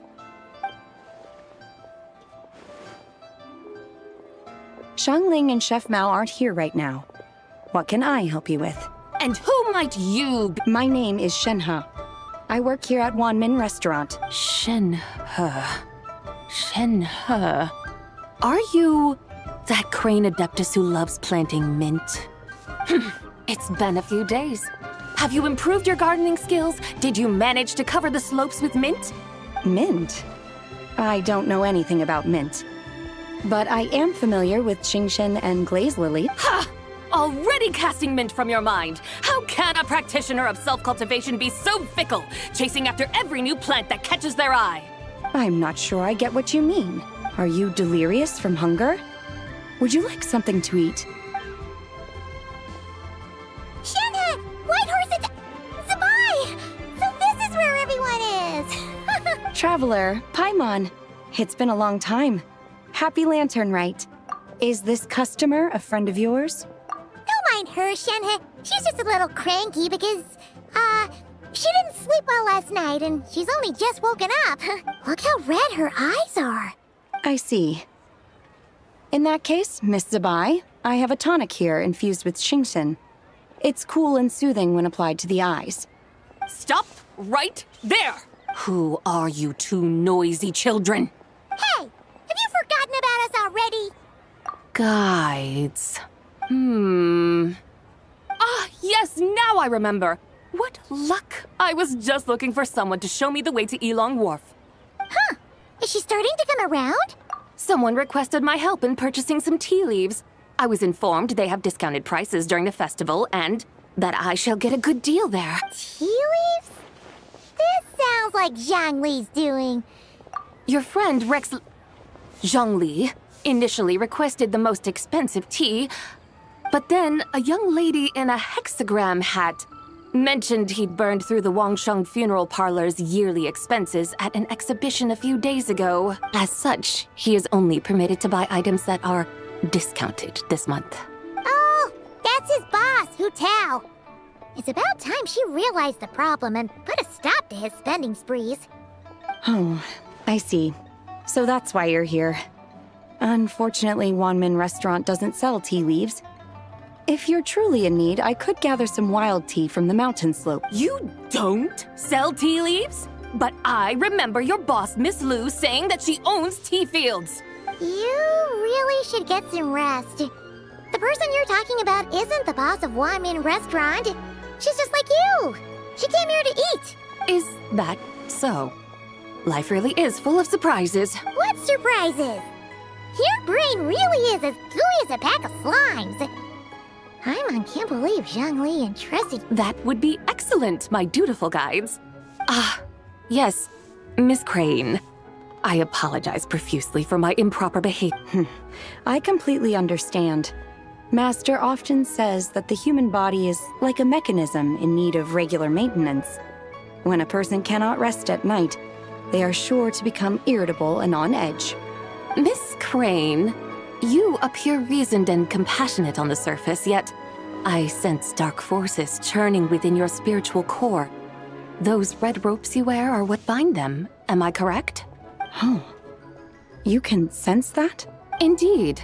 I also sense that with your strength, you might try undoing one or two of those bonds when training. Untie Shenhe's ropes? Wouldn't that be risky? Though the use of red ropes to bind the soul is a wondrous technique, practitioners must eventually learn to break free from external aids and look within themselves for a... Master has told me similar things, but I am not ready yet. Your self-cultivation has progressed far enough. Then I will seek further guidance from my master. If you still have doubts, you can find me at the Baiju Guest House. I'll be taking up residence there for a while. For now, my dutiful guides, let us be off.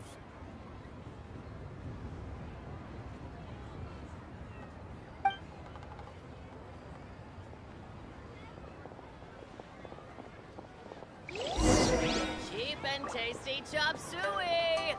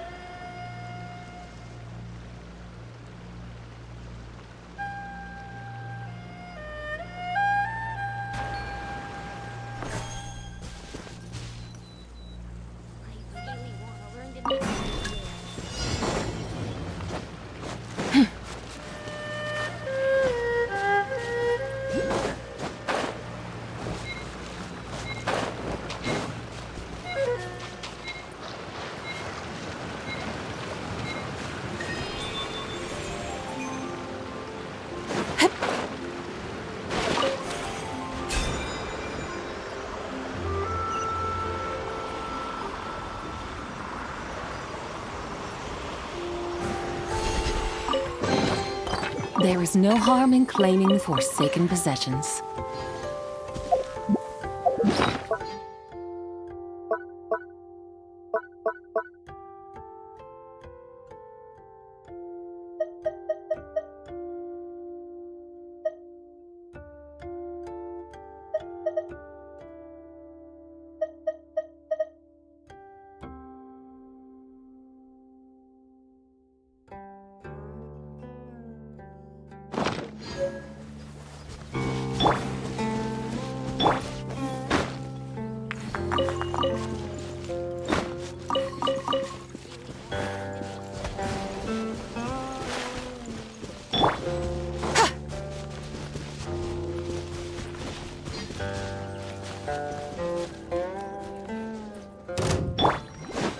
I'll put you on a load of this. No excuse for slacking! Punishment! Shouldn't get careless. Have a load of this. Let's go back.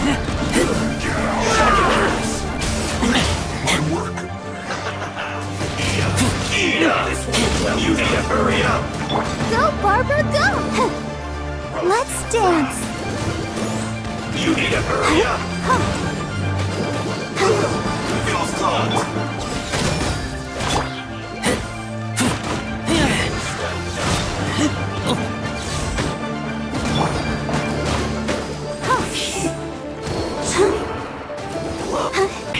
Shouldn't get careless.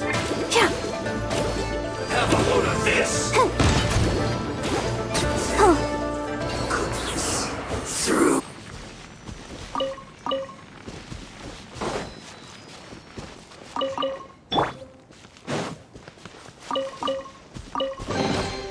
There is no harm in claiming forsaken possessions.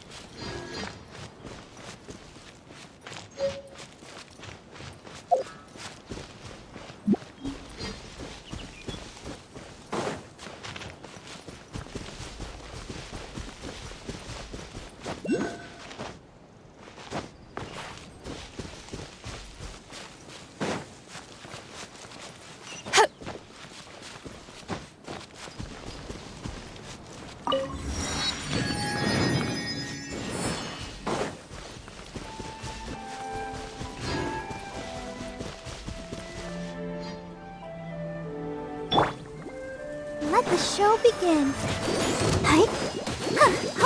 Yeah!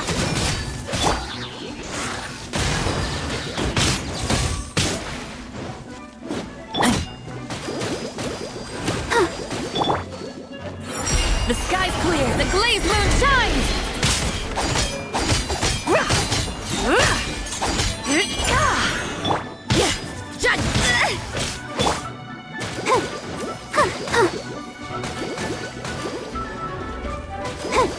Let's dance.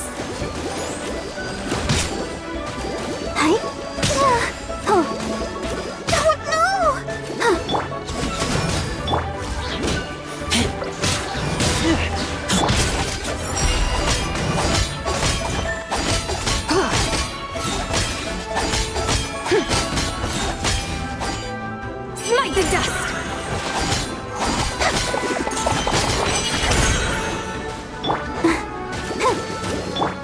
You can't run!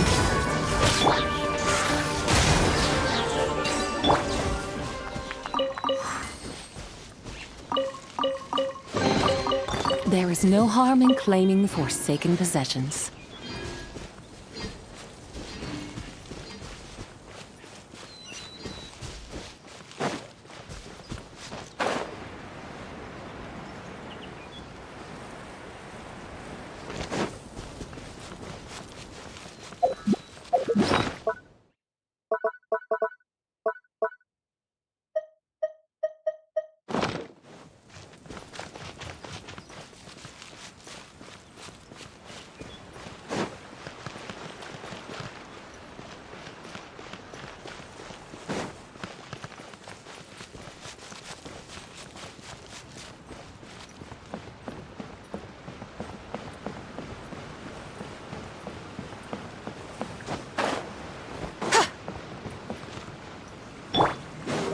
I'll protect us.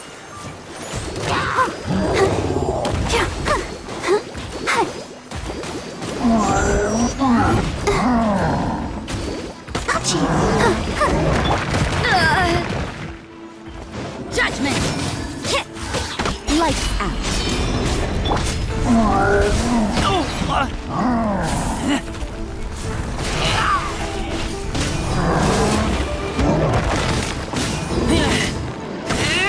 Get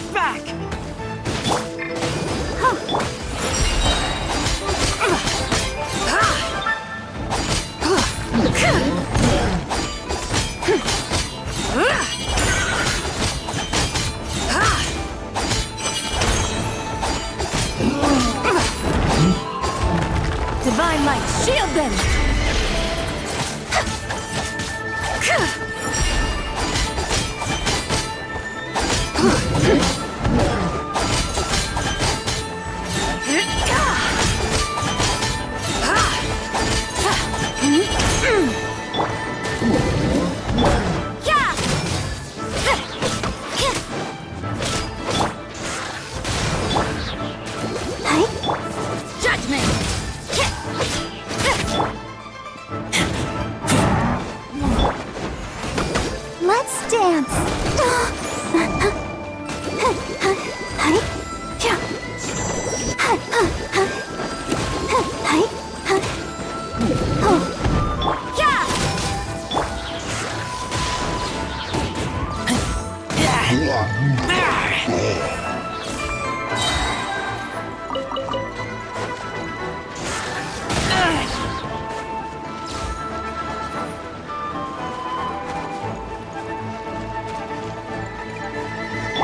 I'll protect us.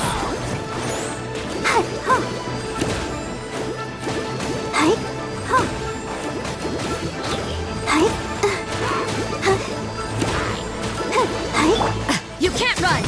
Yeah.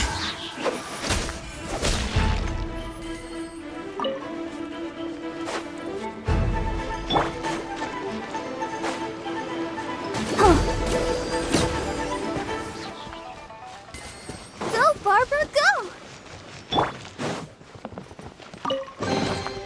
There is no harm in claiming forsaken possessions.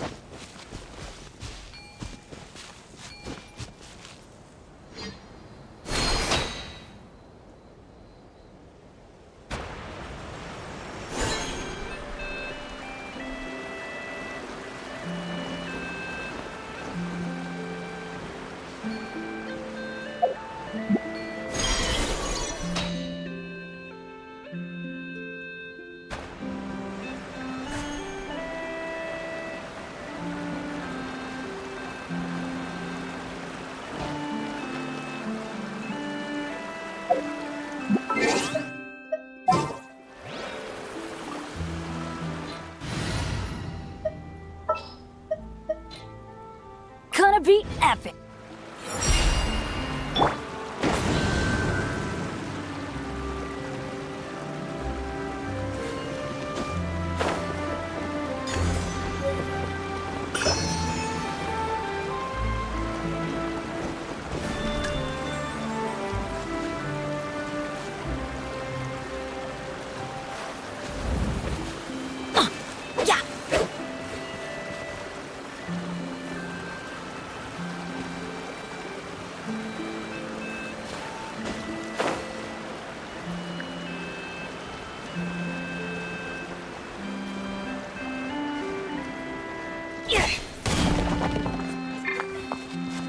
Let's light it up!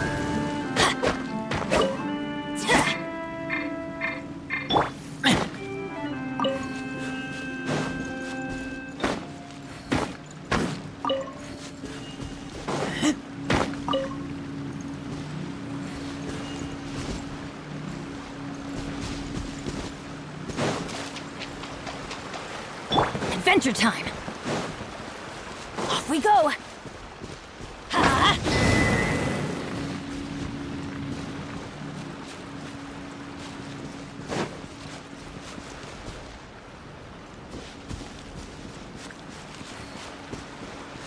Adventure time!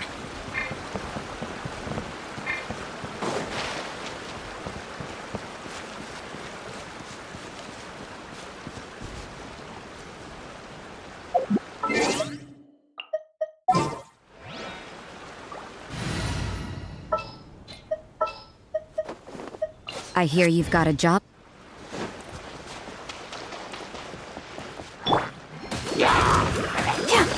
Let the show begin.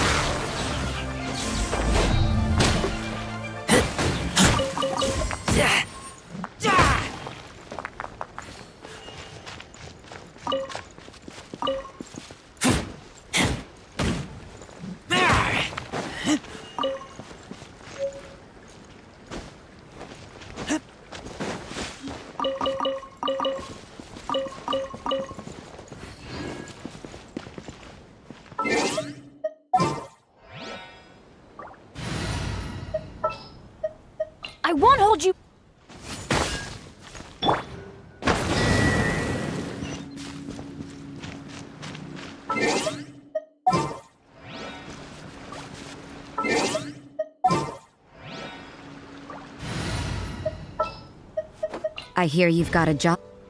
There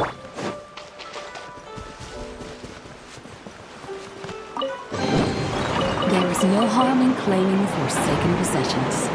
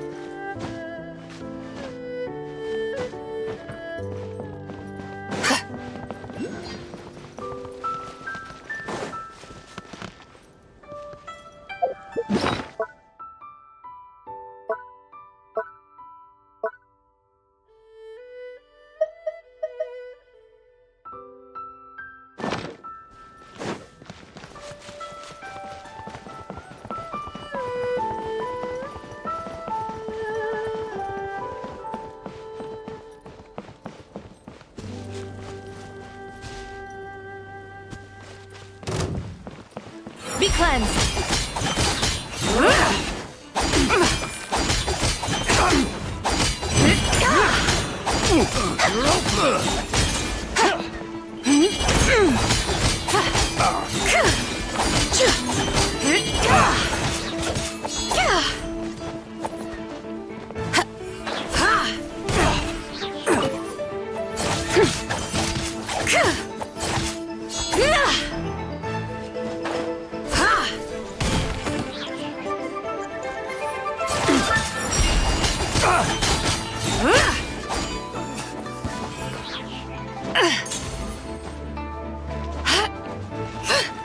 Like the dust!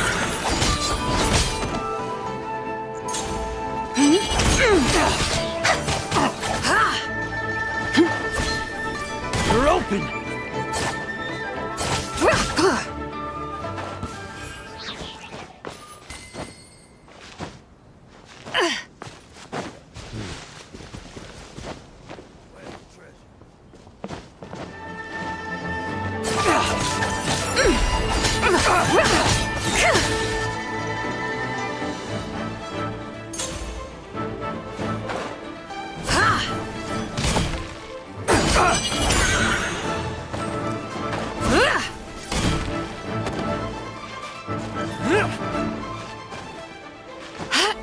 You're open!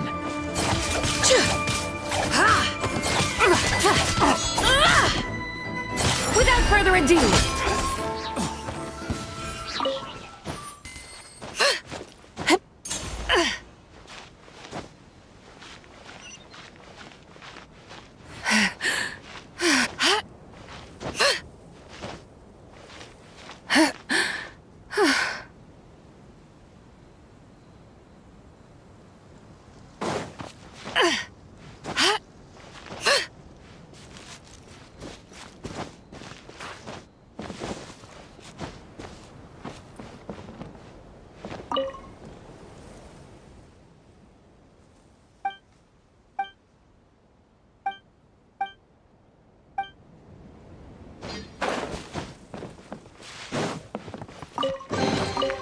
you should take it.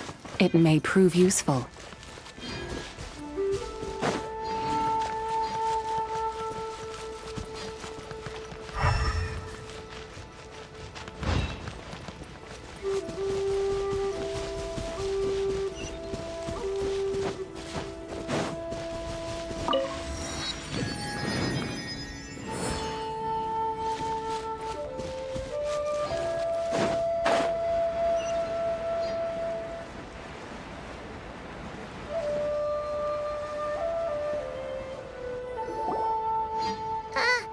Aren't we going to Yilong Wharf?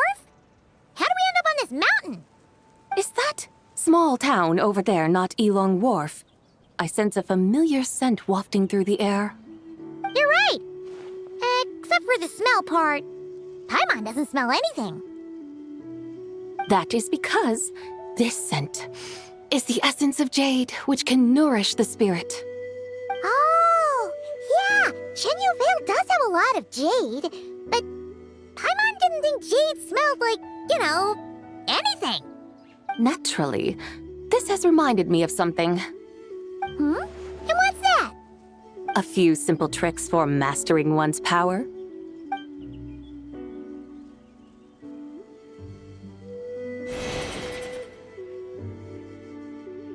What is that thing? I'm sure you've been to Elong Wharf many times before, but I wonder if you've done so while cruising through the air. You've been such dutiful, dedicated guides, so allow me to offer this fresh experience as recompense. Please step in.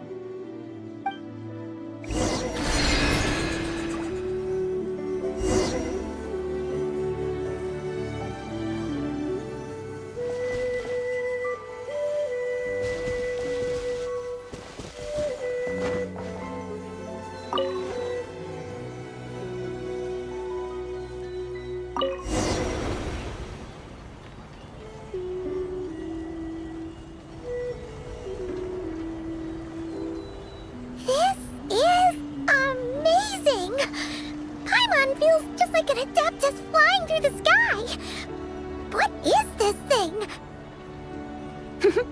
I created it from my memories of the chariot of the Lunar Palace. Many years have passed since I last laid eyes upon it, so there may be some discrepancies. Nonetheless, it is functionally much the same. A lunar chariot? Wow! Paimon never imagined she'd get to ride in one! So Bai, does that mean you used to work on the moon? Work. That's an interesting way to phrase it, though I suppose you are correct. I was once an angel, a member of a race tasked with guiding humanity. Then, graced by serendipity, I became a moon envoy. Huh? What's a moon envoy? Some kind of super important angel?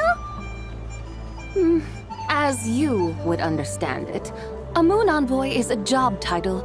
Any angel, or non-angel, can become a moon envoy.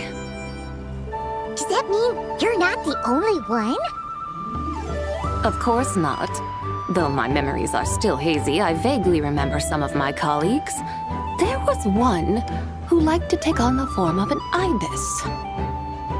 An ibis? Could it be... Can all moon envoys turn into animals? Does that mean Lauma could take that job? She can turn into a deer, and moon chanters are some sort of Luna envoy anyway, right?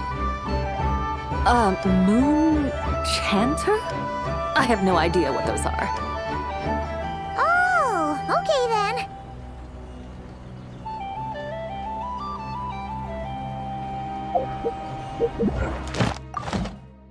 Look! Paimon thinks she saw a T-Thunder over there! Very well. Let's take a look.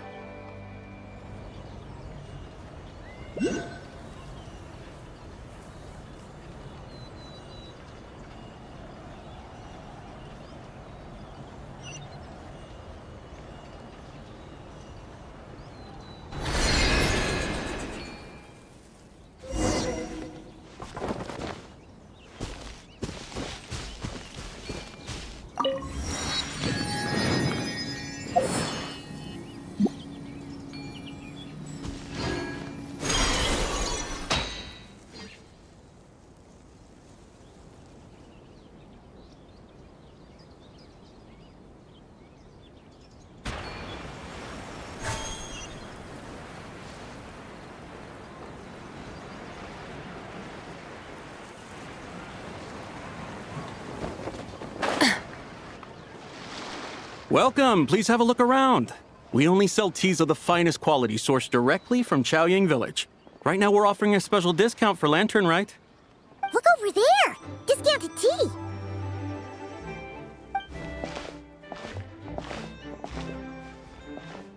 Dear customers, are you looking to purchase some tea leaves? I can see from your bearing that you are no ordinary customers. My humble shop has some exquisite teas that should satisfy your more refined tastes. We're not here for quality. We're looking for a discount. A discount? Well, that's a coincidence. Our Sunglaw tea is on sale right now. A special festive offer. Something about the name of that tea sounds familiar to Paimon. Buy 3 boxes of Sunglaw tea during the festival to get 10% off. Buy 4, get 20% off. Buy 10, but... That's right. 10 boxes at half price. Have you been to our shop before by any chance? Oh, Paimon's definitely heard this spiel before. 3, 4, 10, 10, 20, 50. Zabai, what are you muttering about? When purchasing 3, 4, or 10 boxes, the corresponding discounts are 10, 20, and 50%. The intervals between the two sets of numbers are 1 and 6, and 10 and 30. Look! Her eyes turned blue! That's gotta be a first! If the differences between intervals remain equal, the interval after 6 should be 6 plus the difference between 6 and 1, which is 11. Similarly, after 30, the next interval should be 50. Therefore, extrapolating upward, the next two numbers in each set should be 21 and 100. You're making Paimon's head spin! Those numbers, what do they mean? They mean that if we buy 21 boxes of Sunglaw tea, we should get a 100% discount! 100% discount? Oh, there was a pattern to the discounts! Is that right? The pattern we speak of is mathematics, little one. A pattern that is always right. That's amazing! You're a shopping genius, Zabai! Oh, wait. Something feels off here. I had no idea our shop's discounts were tied to the laws of nature. I've learned so much from you, dear customer. No need to thank me. Now, please give us our 21 boxes of free tea. What's the matter? Paimon just realized what it is that's not right. It took you long enough. We got the short end of the stick! Think about it. If we don't have to pay when buying 21 boxes, then if we buy even more, the vendor should be paying us money instead. Huh? Hey, Zabai, work this one out. If we buy 100 boxes, we'd make loads of money, wouldn't we? It stands to reason. Wait a moment, dear customers. Don't you think you're haggling a little too hard? You are the one dictating the discounts. We're simply extrapolating the numerical patterns within. As such, we are hardly haggling. You have a point. However, that's right. I'm so sorry. I just remembered. My supplier didn't come today, so we don't have any tea after all. Such a shame. Terribly sorry about this. Awful luck. Where can we find your supplier? Well... Not to fret. We'll save you the effort and go straight to the source ourselves. Well, you see, dear client, the supplier's discount isn't as generous as ours. You won't be able to get the same price from them. Huh? Does that mean they won't pay us for taking their tea? They might not even offer you a 100% discount. How very unfortunate. Nevertheless, as the original supplier, they must offer some sort of discount. Besides, we're not looking to make money. We just want a good deal. Well, that's great. My suppliers are all tea farmers from Chaoying Village. You can go ask around the village, but please don't say I sent you. Do not worry. We appreciate your generosity. Referring customers to your business partners, even choosing to remain anonymous, the demeanor of a true gentleman indeed. Your business will surely prosper. I hope you're right. Then let us head to Chaoying Village. Do you know the way, my guides? Of course! Just follow us!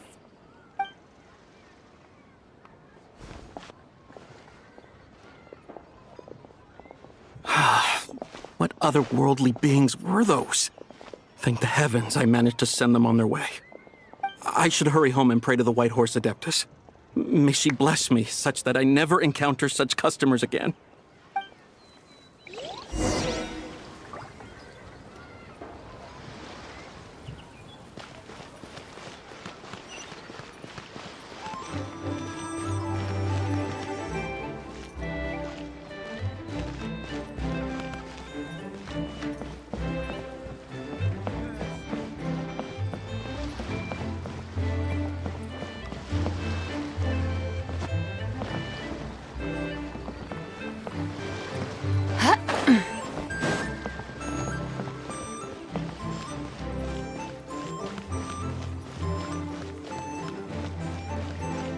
When drinking tea, one should seek to be more refined.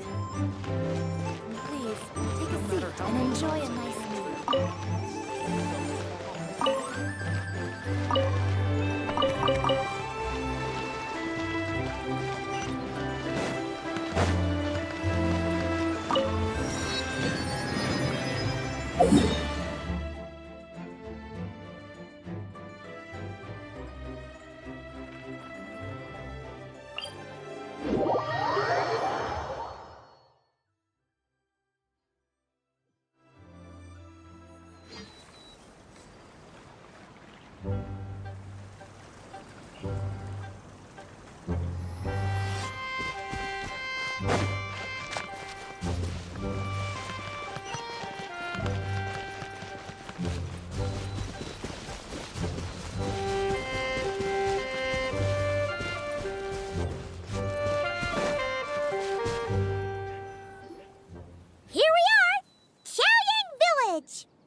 The mountains and waters are pristine. They embody the beauty of heaven and earth. It's a good-looking place, all right. But it's hard to enjoy the scenery when Paimon can't stop thinking about all that tea buying Mora. Should fate dictate, Mora will find its way to you sooner or later. Well, Morak certainly finds us often enough. He even sought us out in person this lantern rite. For now, let's look around and see if any tea farmers are selling their crop. We'll be able to see more clearly from up high. Let's take to the sky and enjoy the beautiful scenery while we're at it.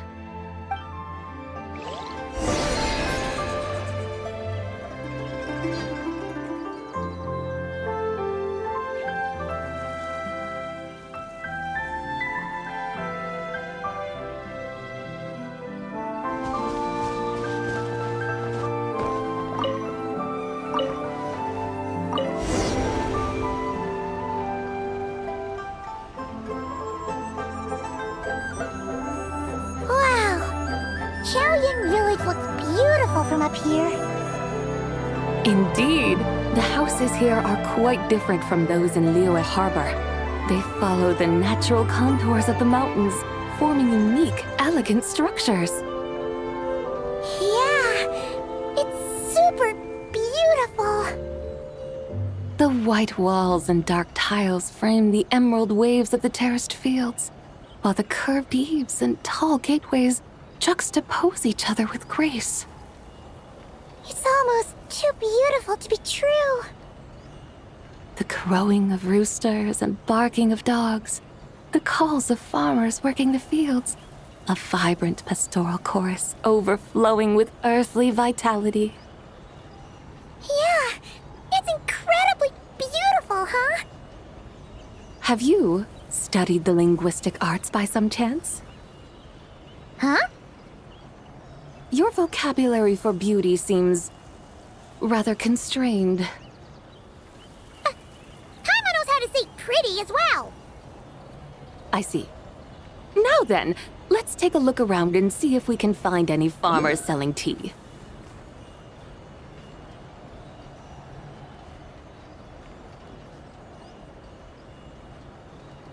Look! There's someone in that tea field! And they look kind of familiar. Wait, is that Lu Xiangxiang? And who is that? Oh, you'll remember her once you see her up close. Hey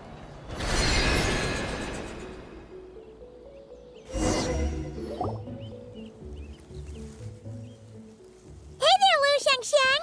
It really is you! Paimon, Traveler, and the White Horse Adeptus. Fancy seeing you here. The White Horse Adeptus has a name now. You can call her Zabai. And you are... Wait. I remember now, you're... Don't say anything about food poisoning or fish. You're the young lady who wanted to rise above the rest, are you not? Yes, that's me, but I'm in a bit of a state right now. At best, I can say I've fallen below them. Fallen below them? What happened?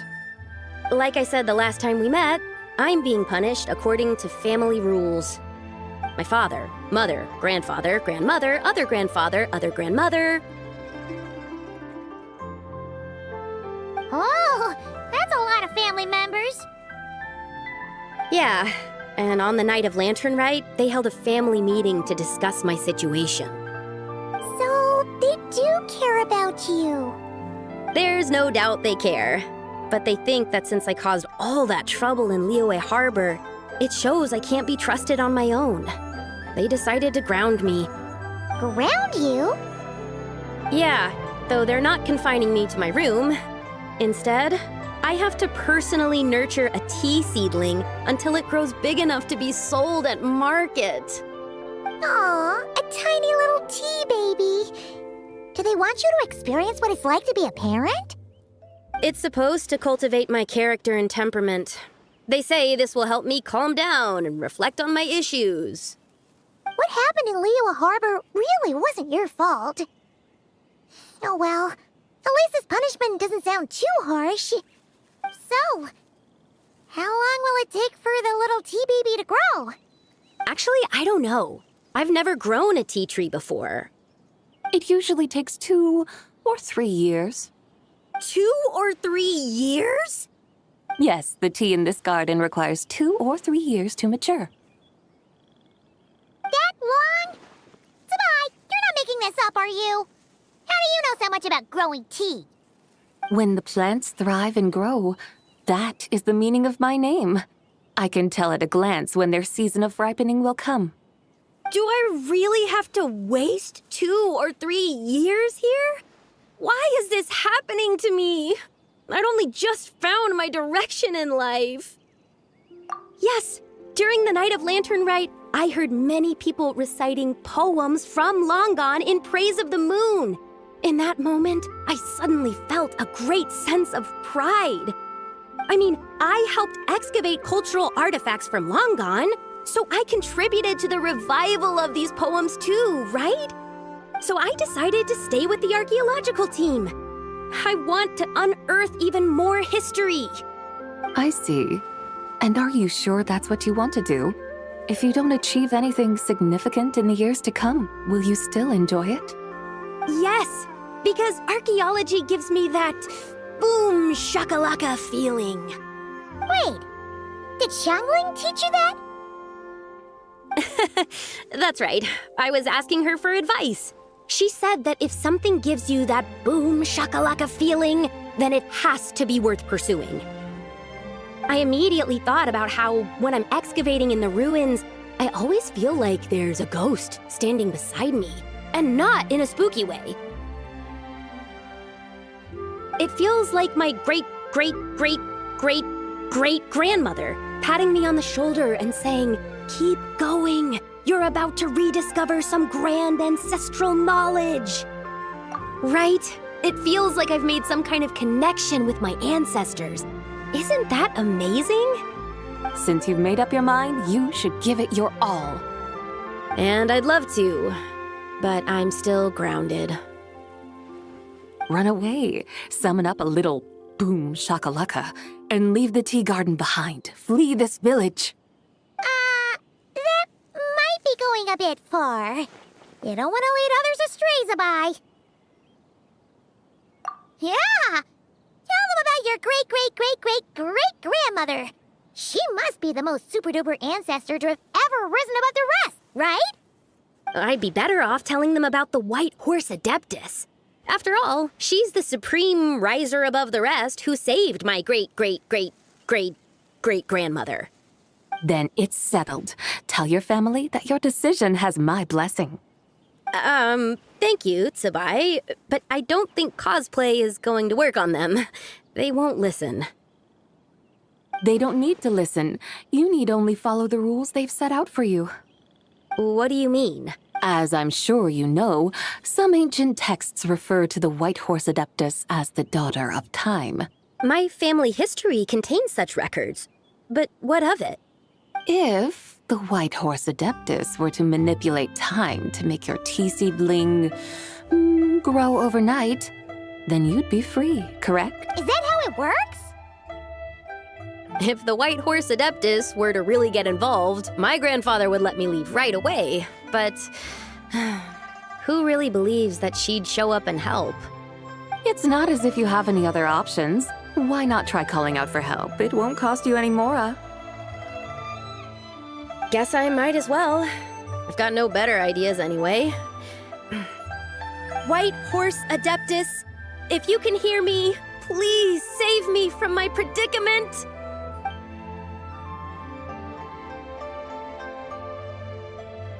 Ugh. Nothing happened, as expected. Perhaps the White Horse Adeptus has already heard your prayer. Why not come back here tomorrow and take a look? By then, the seedling you planted may well have grown into a thriving tea tree. Thank you, Tsubai, for trying to comfort me. I do feel better now, kinda. But can't you really do something like that?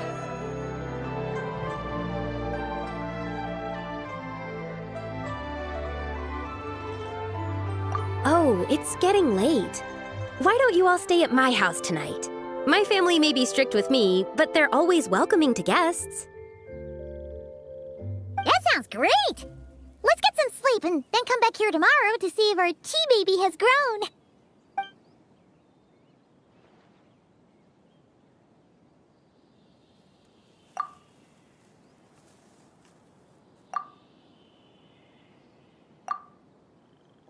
Oh, the tea tree! Whoa! Your tea baby is all grown up! Indeed, it has grown into a mature tea tree that can stand tall in the face of wind and rain. How is this possible? It must be the work of the White Horse Adeptus. Her prayer must have moved her. Are you sure? Perhaps she heard your prayer and chose to answer the call. She once saved my great-great-great-great-grandmother. This time, she saved me. That's incredible! Your family must be blessed by the White Horse Adeptus. I guess so. I need to tell everyone the news right away. They'd better. Since this is the will of the White Horse Adeptus, I don't see how they could object. Go. And if you run into any more trouble, call out to the White Horse Adeptus just like yesterday. Thank you so much! Paimon really thought you were going to use Adeptal energy to make the tea baby grow, Zubai. When an Adeptus exerts effort, consuming their energy, is that not using Adeptal energy?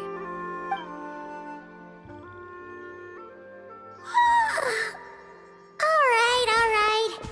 What are we doing out here in the middle of the night? We're here to help Lu Xiangxiang fulfill her wish, of course. Can you really make the tea baby grow? It won't be easy, but there are ways.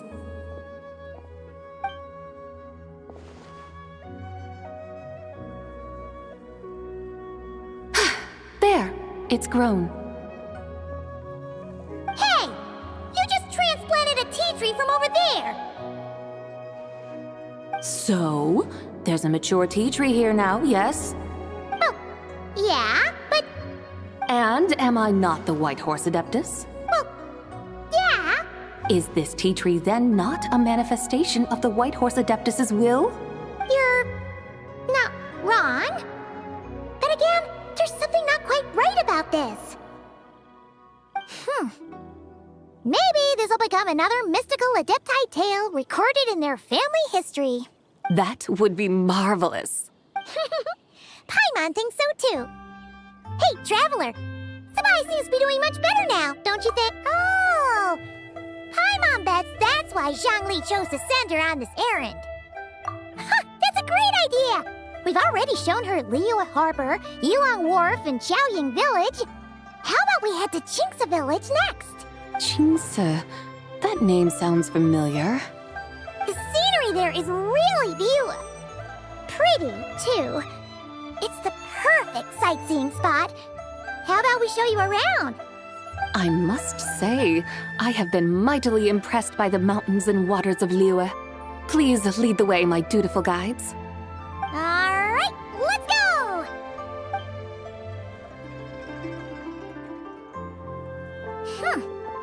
Paimon can't help feeling like we've forgotten something.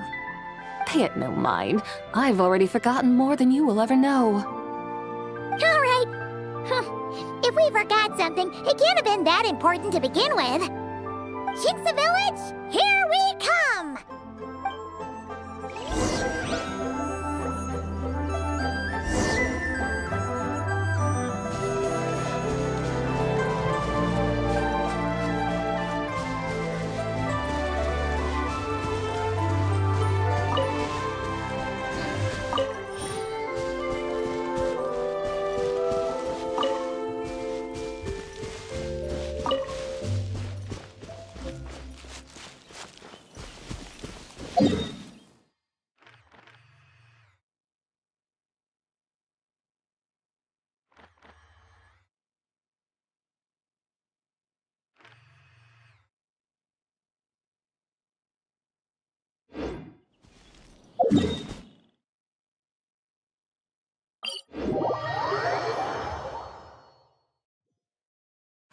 Foolish and ignorant!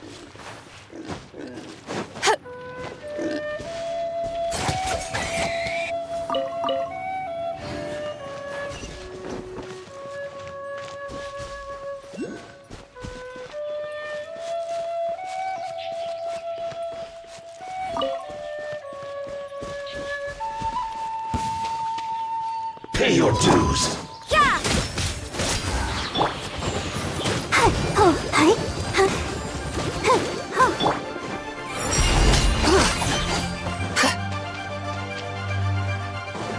No escape. You can't run!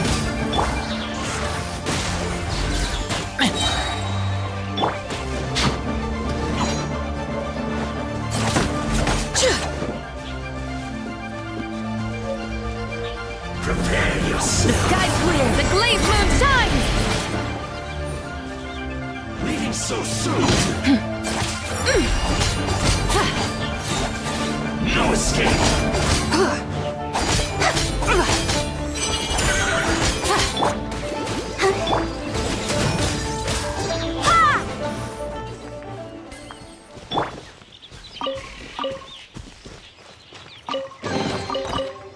A gift from the heavens. I shall gladly accept it.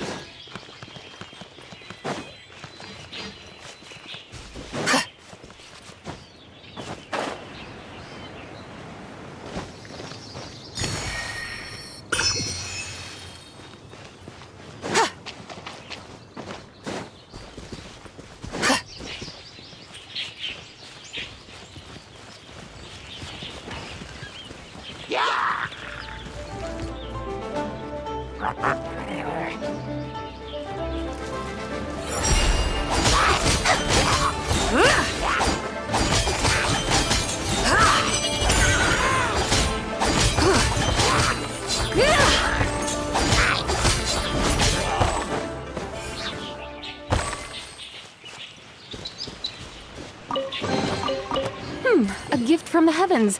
I shall gladly accept it.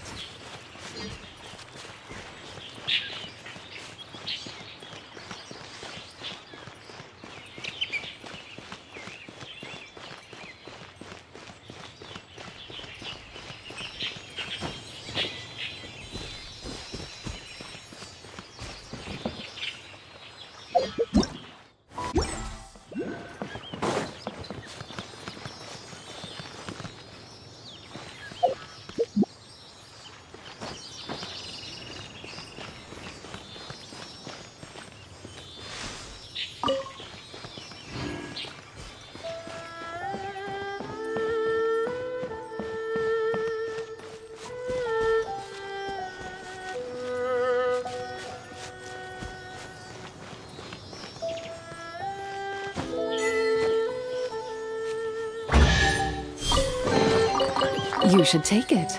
It may prove useful.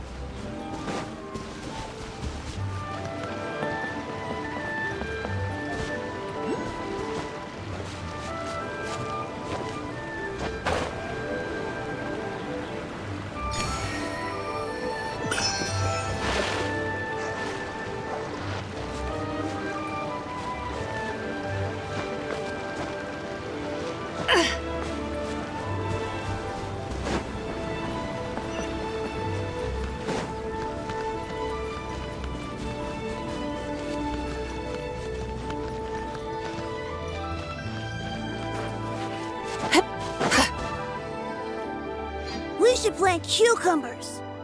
We should plant canolas. We should plant cucumbers. They're easy to sow. We should plant canolas. The flowers are pretty. What are you arguing about, little ones? We're deciding what to plant in our field once Lantern Rite is over. Yeah. Dad gave us a small plot of land to grow our own crops. He said we can keep all the more we get from selling them. We should plant cucumbers, right? Dad plants cucumbers every year. We should plant canolas.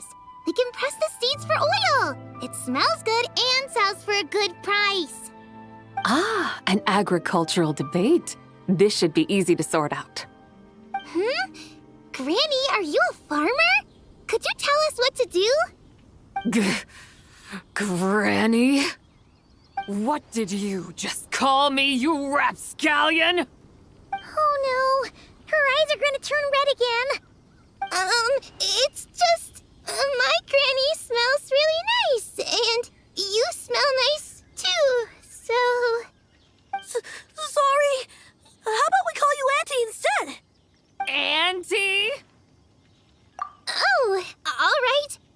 Big sis Sabai, can you help us decide whether we should grow cucumbers or canolas in our field? You little rascals. Using priceless land like this just for cucumbers and canolas? What a... Huh? What should we plant instead? With the coming of spring, when all things awaken, the fields should be sown with the 5 grains. What are those? The 5 grains are life's staples, the heart of the people's table. I notice the people here mostly eat rice, so that is where you should begin. Based on the local climate and soil, seedlings planted in mid to late spring should produce mature grain within 2 or 3 months. When autumn comes, you can plant a second crop, with time still to harvest it before the first frost. The rice you harvest can be sold at market or kept in your stores. It's a far better choice than cucumbers or canolas. Oh, but Big Sister Sabai, I like canolas. That's no issue. It is unsuitable for continuous cropping in any case. You can rotate it with rice to maximize your yields. After the second rice harvest, around wintertime will be the perfect opportunity to sow their seeds.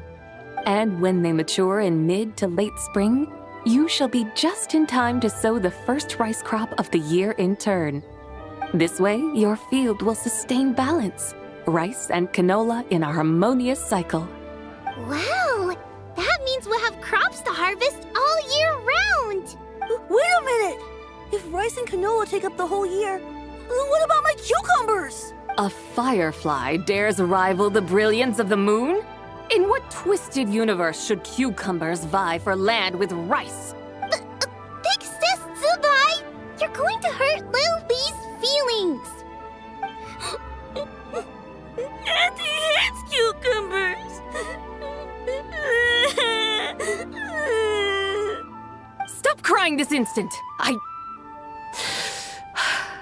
I meant that cucumbers are simple enough to grow. There's no need to devote a whole field to them.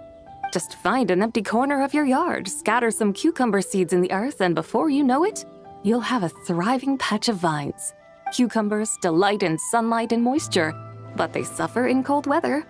If you wish to plant them this early in the year, you should make sure they're protected from frost. Wow. Is it really that simple? Let's hurry home and get started right away! Are you really in that much of a rush? Well, thanks, Big Sis Tsubai, who's fierce but really good at farming. We gotta go! Thanks, Big Sis Tsubai! See you around! Paimon never imagined you'd know so much about farming. What's so strange about that? The people of Longon called me the god of soil and grain. Are the fields not made of soil? Is rice not one of the 5 grains? Huh. That's true. So, if the god of soil and grain is a farming god, that means the White Horse Adeptus must be a farming adeptus, right? Of course the god of farming is down to earth. Mind your tongue, impertinent child. How dare you diminish the lofty bearing of an adeptus? Hey! You're the one who said the god of soil and grain is all about farming. Enough! It's time for us to take to the skies once more. Join me now. Witness the majesty of mountain, water, and field, and broaden your horizons.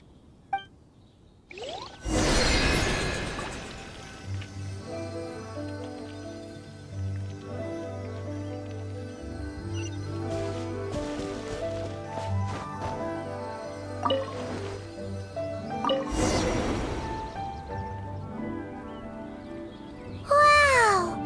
The terraces look so pretty from up here. The mountains tower like pagodas, the hills coiling at their feet like shells. Layers built upon layers, rising and falling in harmony. A truly unique and mesmerizing sight. Thinking about it, you have a special connection to this place, you know. A special connection? Yeah! There's a local legend about a white horse leaping from a pure spring to follow Rex Lapis into battle. Don't you remember? You must have been living in seclusion around here. That does sound somewhat familiar. Oh, and if we keep going up this way, we'll reach a super duper spooky spot. You might have a connection to that place too. There's an ancient array that seals away the remains of a fallen god. A god's remains? Yeah! The people of Liyue turned that story into an opera called The Sanctification of Tao Do. Does that ring any bells? Tao Do. Huh. The 7 and 8 gates array. That's right, that's right! You do remember! Puna, the god of the underworld, who could pacify the forces of life and death. Huh? So, Tao Do had another name? Let's go take a look.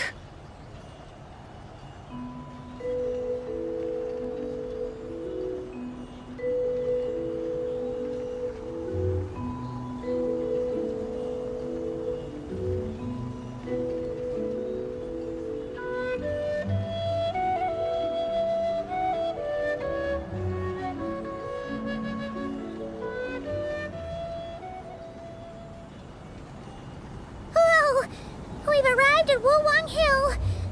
The atmosphere just turned spooky. I can't help but feel there's something strange about this friend you haven't seen in ages.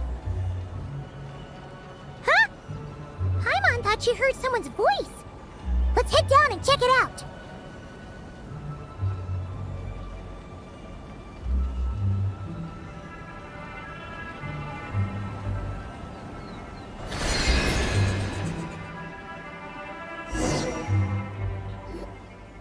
I can't help but feel there's something strange about this friend you haven't seen in ages. Strange? Whatever do you mean? Her strangeness defies description. This Miss Zabai is a full-blown enigma, don't you think? I'm afraid I have no idea what you're talking about. Aren't you worried about sending her all the way to Yilong Wharf on her own to buy tea? What if she gets lost? Where there are people, there are paths. Now I'm the one with no clue what you're saying. She can ask for directions. And then what? She will meet strangers in unfamiliar lands, build friendships, part ways. Hers will be a long journey indeed. The further the journey, the more footprints one leaves behind. The deeper those footprints, the harder it is for time to erase them. Ah, so you want her to make new friends. I see. But from what you say, it sounds as though she's not from Liyue. I believe she was not, but perhaps she will be. You're sounding stranger by the second. Huh. Oh, over there. Oh, look who's here. Hu Zhongli! What are you doing here? Traveler, Paimon, fancy meeting in a place like this. Oh my, and Miss Zabai too.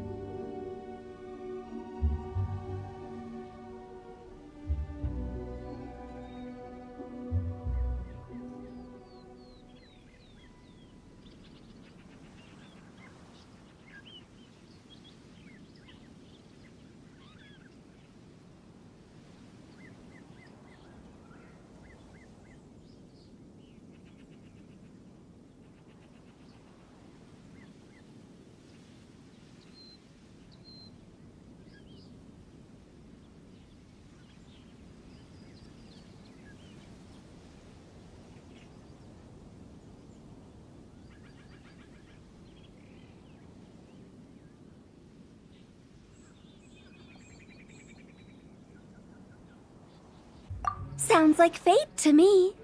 We were taking Zabai to buy some tea from Yilong Wharf. Zhongli sent her there, though she didn't even know the way, and... Oh, drat! We forgot the tea! Oh, Paimon knew we were forgetting something!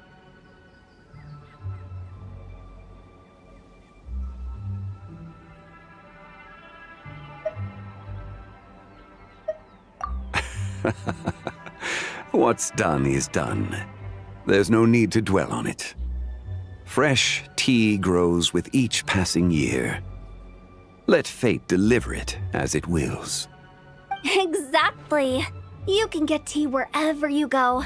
You're hardly running low now, are you? Paimon feels a lot better now that you've said that. Still, I'm a little confused. If you were buying tea, how did you end up all the way out here? We're taking Spy on a sightseeing tour. We started at Liyue Harbor, stopped in at Yulong Wharf, went sightseeing around Xiaoying Village, made our way to Qingce Village, and now we're here. Wow, that is quite the itinerary. Yeah, actually, Paimon thinks it's about time we headed back.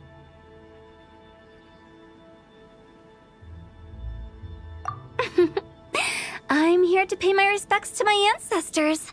My dear consultant kindly agreed to join me. It is Lantern Rite, after all. Adepti and ancestors should be venerated alike. Ancestors? Wait, could you be? Are you heir to the Wuwang kid? Or perhaps the lone butterfly of the Crimson Flame? Whoa, have you got all your memories back? Huh? Miss Zabai, you know about the Wangsheng funeral parlor and the 8 adepts? I happened to hear a storyteller expound on the sanctification of Tao Do. Lots of people know that story, sure, but very few can discern my family lineage from just a glance. Well, Zhongli, your friend here really is quite something. Unfortunately, there's no time to dally right now. We have a hill to climb.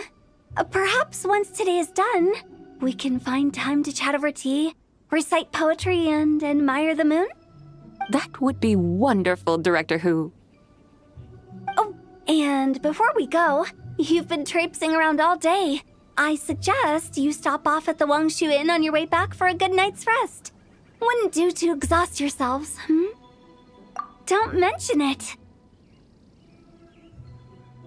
All right, we'll take our leave now. Hotel's so thoughtful. Why don't we follow her advice and stay at the Wangshu Inn tonight? Zabai, you can see the whole of Dihua Marsh from up there.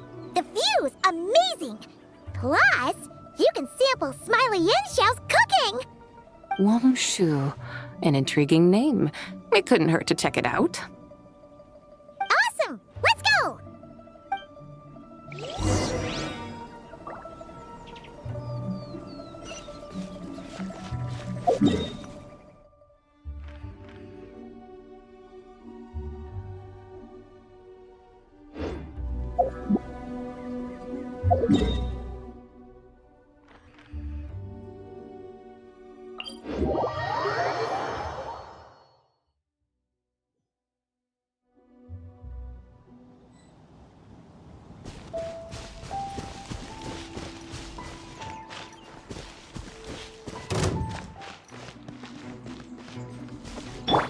I'll protect us. Yeah.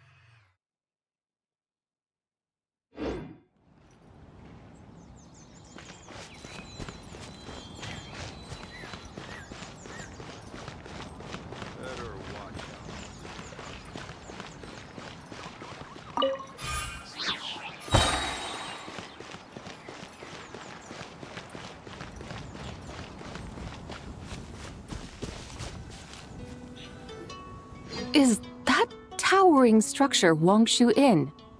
Sure is. We can take the lift up from over there. Always walking the path long trodden.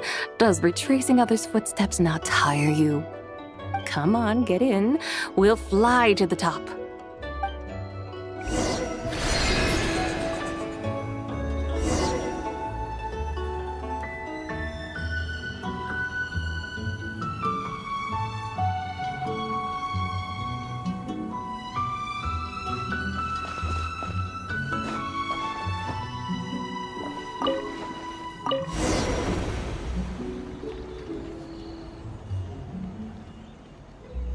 we really gonna fly up to Wangshu Inn? Isn't that a bit showy? All the guests are gonna see us. Is that a bad thing? To be able to witness an Adeptus. This will surely add to the inn's appeal, not to mention the room prices. The owner will thank us. You seem to really like showing off your powers. This inn's architecture is incredible, and the surrounding countryside radiates a picturesque charm. No wonder the new proprietor of the Baiju guest house thinks he can't compete and has decided to change his own establishment's name. The new proprietor? Ah, you mean Lu Shengsheng's dad. So you know about that too. Personally, Paimon thinks it should go with something like Rex's Rest. That's a contender's name if Paimon's ever heard one. A fitting name indeed. So you think the guest house should change its name too? Paimon kinda thought you'd say something like, such sacrosanct traditions must never change. Time flows ever onward. Why should the rules of yesterday be carried forward into the world of tomorrow? The people of today should determine what is to be kept. Huh. You're not as old-fashioned and stuffy as Paimon thought. The years ebb and flow, seas recede to reveal fields. In the vastness of time, I am but a wild horse in a boundless sea of dust. Even Rex Lapis, having waded through the waters of the river of time, is not quite the same as before. Zhongli? What was he like before? That is another story for another time.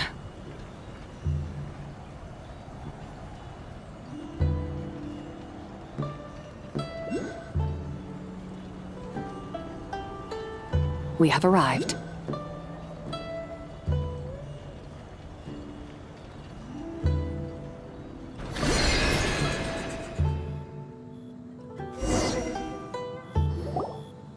Whew. This is the first time Paimon's ever flown up to Wangshu Inn on a chariot. Everything's so different when you're up high. Wangshu. Like moon lanterns and Shao lanterns. Might it all be a coincidence? What's a coincidence? Do you not know what Wangshu means? Wangshu can refer to the moon, but its original meaning is actually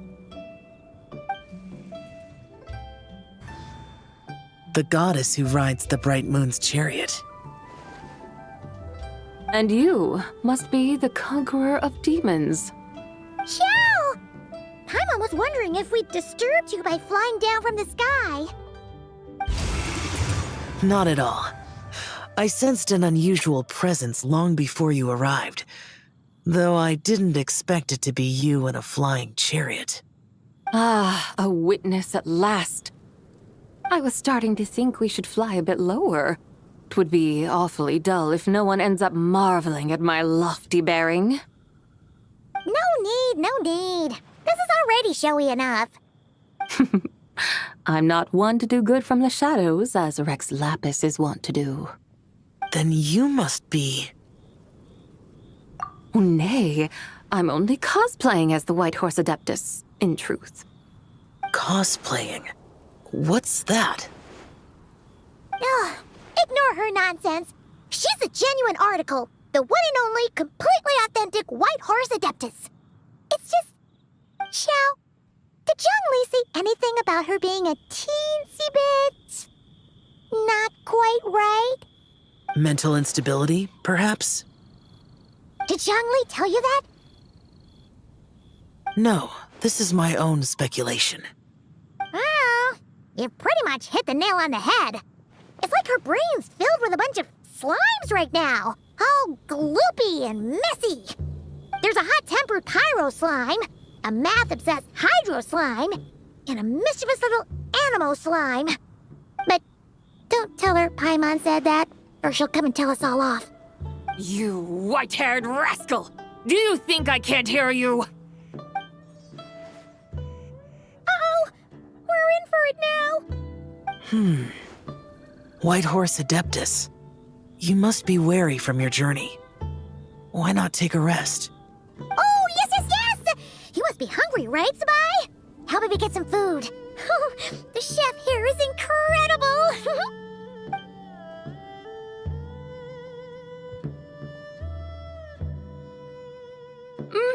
It's so hot! So spicy! Are you okay? Do you want Paimon to get you some water? Don't worry about me. I just need to pace myself.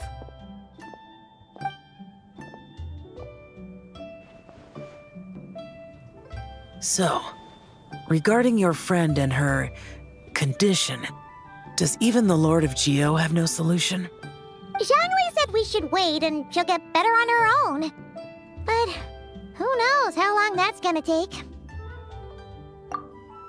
Is that why her personalities change so easily? Paimon thinks that has something to do with her 3 deadly selves. Zhangli told us that the deadly selves are impure, affecting living things that get too close. The White Horse Adeptus's remnant spirit was attached to the deadly selves for a long time. It makes sense that her temperament and memories would have been influenced by them. But Paimon still doesn't really understand what the 3 deadly selves actually are. Paimon, as you do not practice self-cultivation, I cannot help you fully understand. But you can think of them simply as emotions and desires. The act of severing the 3 deadly selves is a means of exercising wicked desires and cultivating one's true self. I believe other nations have similar practices. In Sumeru, it is known as shattering Atmagraha. Oh, so it's about emotions, desires, and attachments, that sort of thing. It includes those. I wonder, does she still remember what happened in the past? Some of it, but right now, it's like she was suddenly awakened. Like she's still half dreaming. The half that's still dreaming might remember things, but the half that's awake doesn't quite get it. Conqueror of demons, are you looking to learn about Rex Lapis's past from me? You are an old friend of his, so please, call me by my name. But Conqueror of Demons sounds so much more imposing. In days of yore, he was the Lord of Geo, Heaven's Star. Huh?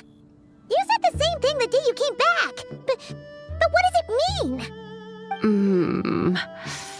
I'm afraid I can't remember. Hey, did you really forget? Or are you just pretending so you don't have to tell? Why not ask Rex Lapis himself? Whether I've forgotten might be up for debate, but I am certain he remembers. He must have his reasons for not raising the past, and you likely have similar concerns. I shouldn't have asked. An answer that suits your style, General Elatis. Now that we're on the subject, though, I suddenly remembered something. Which is? In the distant past, there was a feast, which I attended. I faintly recall the Lord of Geo also being present that day. Oh, and then? What happened? Among the dishes served, there was one that could be found in every household throughout Langan at the start of spring. A dish called Flavor of Spring. I suddenly remembered the recipe for this dish. Is that it? Yes! Since it's Lantern Rite here in Liyue, why don't I make some for you to try? That sounds good.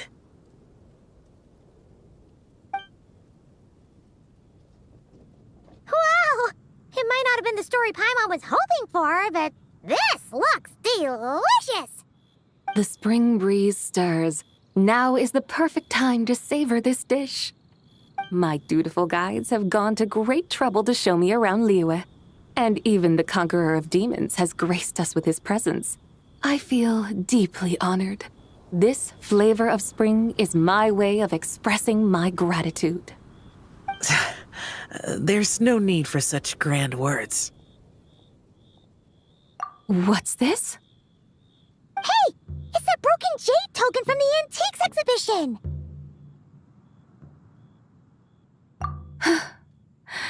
Indeed. This was once an Adeptal treasure of mine. I'm amazed it ended up in your hands. Alas, it serves little purpose now in its fractured state. Please, keep it as a memento. Oh, that's a shame. Can't we fix it? This is the way of the world. Once jade is broken, it can never be made whole. Then, what about forging a new one? That is a good point. That it has ended up in your hands must be a message from fate.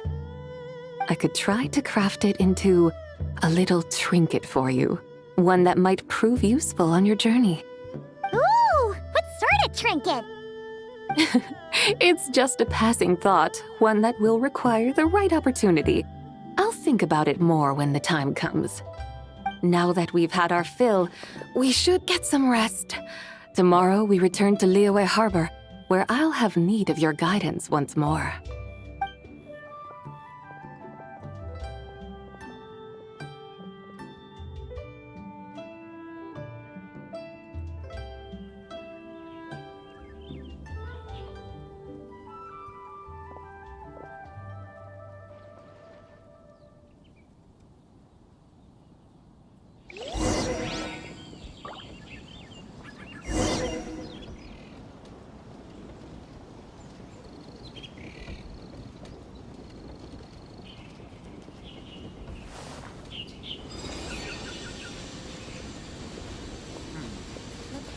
Howdy. Please, straight on in.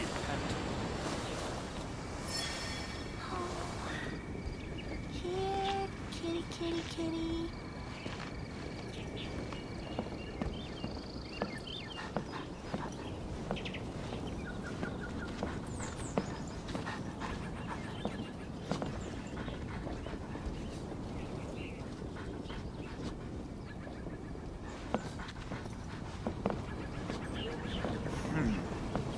This could be an obstacle.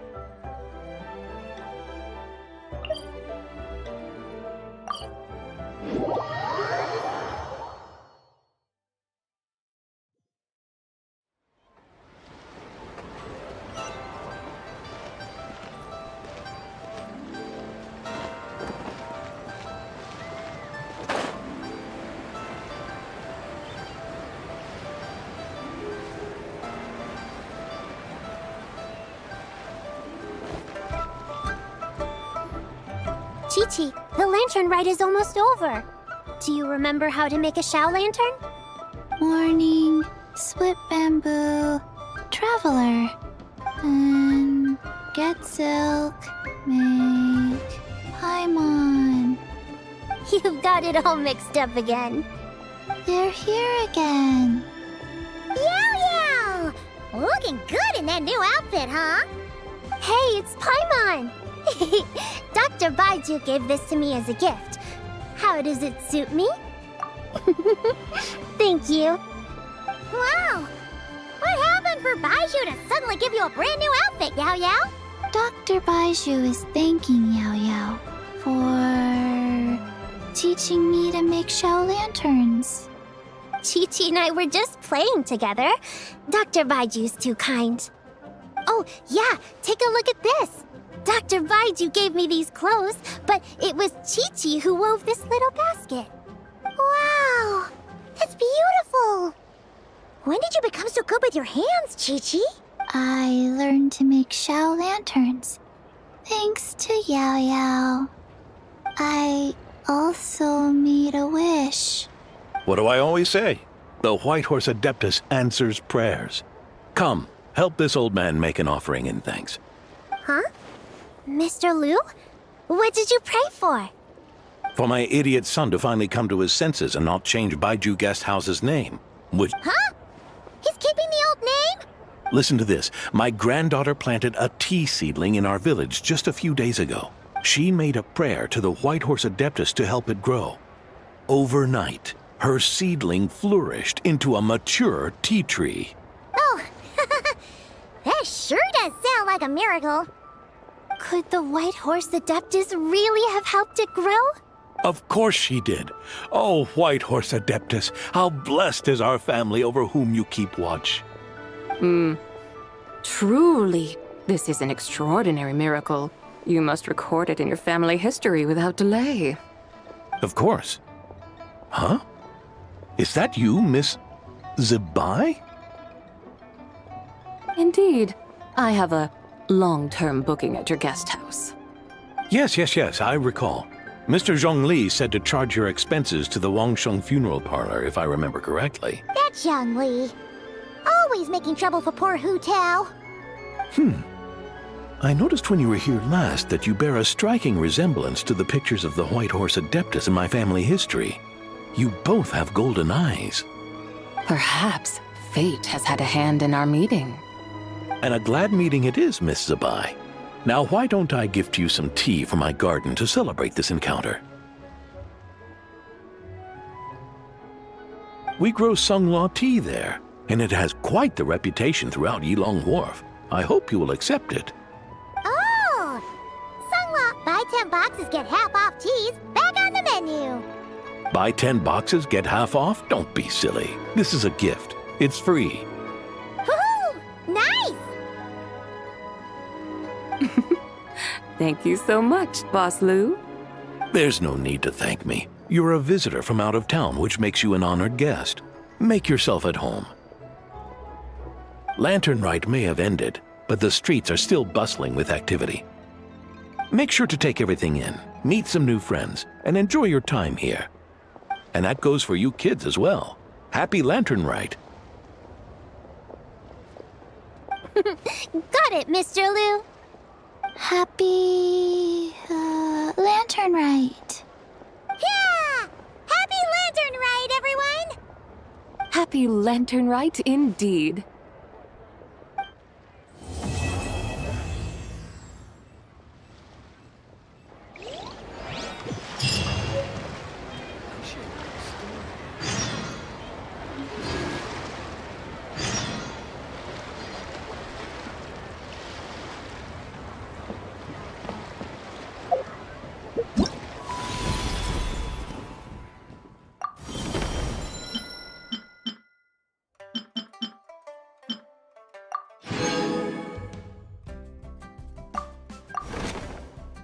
Mathematics is the foundation of all fields.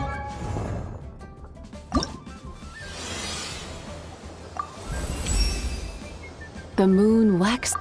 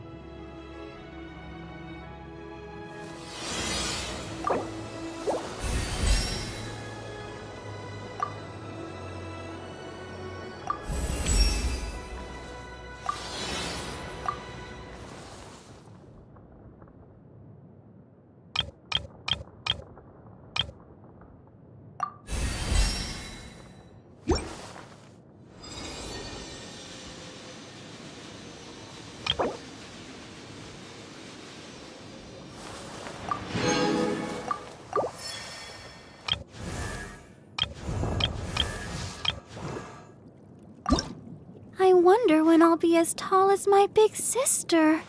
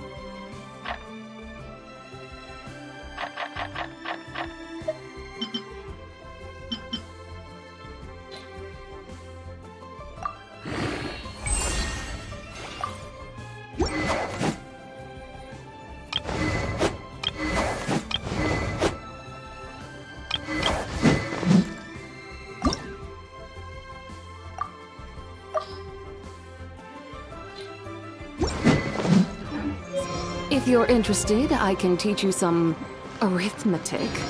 First, hold out both your hands. We'll start with the 10 fingers.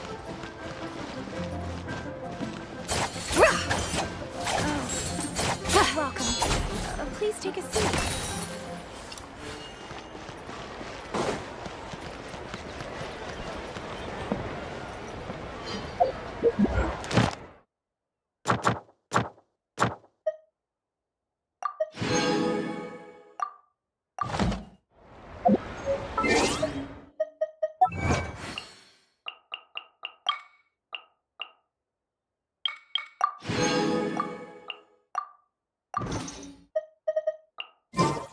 The Adeptus arts are most...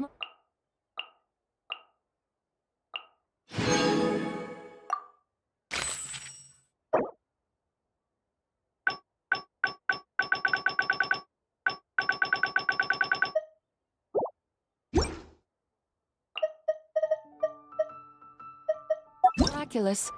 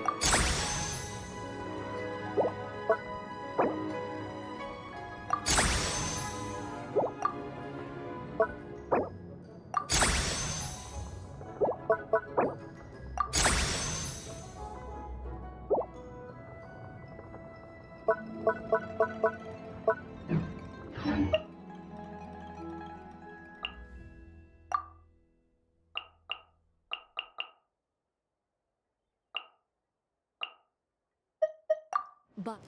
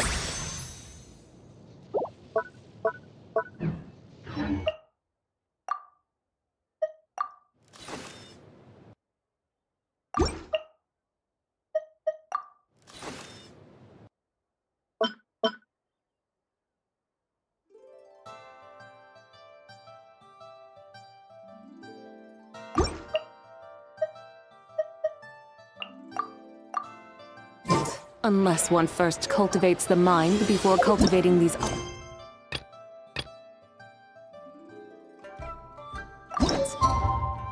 All their feats will be like the moon's reflection on water, shattering at the slightest touch.